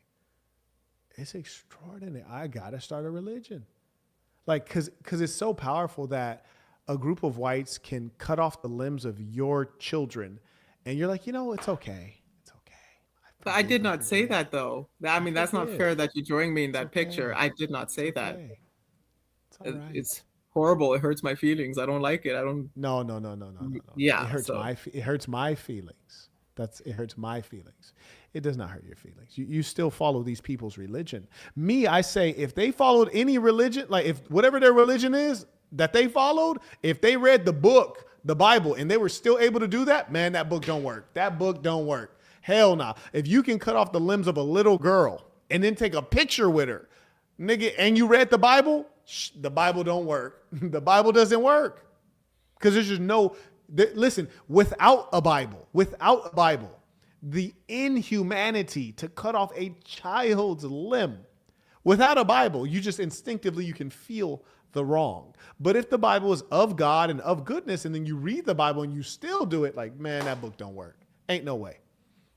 It doesn't hurt you. There are people like you. I observe you guys, and I look at you guys almost like you're NPCs, or you're just a drone, like a machine of some sort, because there's no actual humanness, like the Jesus that you talk about in the Bible. Like, you guys are not that, because like that Jesus could feel this deeply, and I just know that you fundamentally don't feel it deeply because you're not reacting in a human way. You're more attached to the story. Like, the Bible may be completely 100% fake. In all likelihood, it's 100% fake. But the pictures I showed you are 100% real. There's no doubt in them. But the Bible's still more powerful to you. And that is just remarkable to me. Like, you're reading a book that talks about a guy named Jesus, and Julius Caesar is older than Jesus. Like you're praising Jesus. Like, we know plenty of historical figures that predated Jesus. It's like, well, if Jesus came after Julius Caesar, like, who was Julius Caesar praying to? Like, what was Julius Caesar's religion? He couldn't be a Christian. Christianity didn't even exist. It's like, the book is so silly. It's so silly, the concept that you have a book that came after Julius Caesar, and Julius Caesar's not even an old historic. Like, he's not, like, their pharaoh's much older than the Bible and Jesus. Like, what was their religion? Could they have converted to Christianity? Did they automatically? Do you not believe that Julius Caesar is a historical figure? No, I'm saying Julius Caesar definitely is a historical figure. Okay. And I'm telling you that he was alive before Jesus. So what salvation could he have gotten? Because he couldn't be saved by the blood of Christ. So does he just go to hell? The blood of Jesus saves in retrospect as well. So what, he was just waiting in purgatory for Jesus to come and then die? Yes. So everybody who died before Jesus was just hanging out in like a waiting room until Jesus came and died so that they can then go to heaven? Yeah. Jesus ministered in hell. In those 3 days that he was buried, he was in hell ministering to them. Those who accepted him, they were saved. The good news through all of this, the good news is that you're not thick. So we're not really taking the L on having to pass on you, because we ain't wasting no thickness out here. And that we need to thank God for. We need to thank God for that. I like you though. Tell me how to pronounce your name again. Kabu. My name's actually Kabwanga. Kabwanga. Yeah. Kabwanga. And I cut it short to Kabu. Yeah. For the whites. I feel you. Well, Kabwanga. Not for the whites. Not for the whites. I like it. It's okay. I don't like Kabwanga. Kabwanga. I like it. I also did that to infuriate my dad. My dad's name is Kabu. So. Kabwanga. It's my pleasure to meet you. I appreciate you having been here and been like a great sport, very pleasant woman. And, it's really my honor to have this conversation. I thank you. I think you're a lovely woman. I really want you to get all the things that you want in life, good husband, monogamous marriage, and as many children. And I'll be rooting for you. And if I can do anything to help you, do let me know. Thank you so much, Saint. And thank you for giving me all this time. This is a lot of time. I really appreciate it. Next time I'll come with facts. It'll be my pleasure. Good night.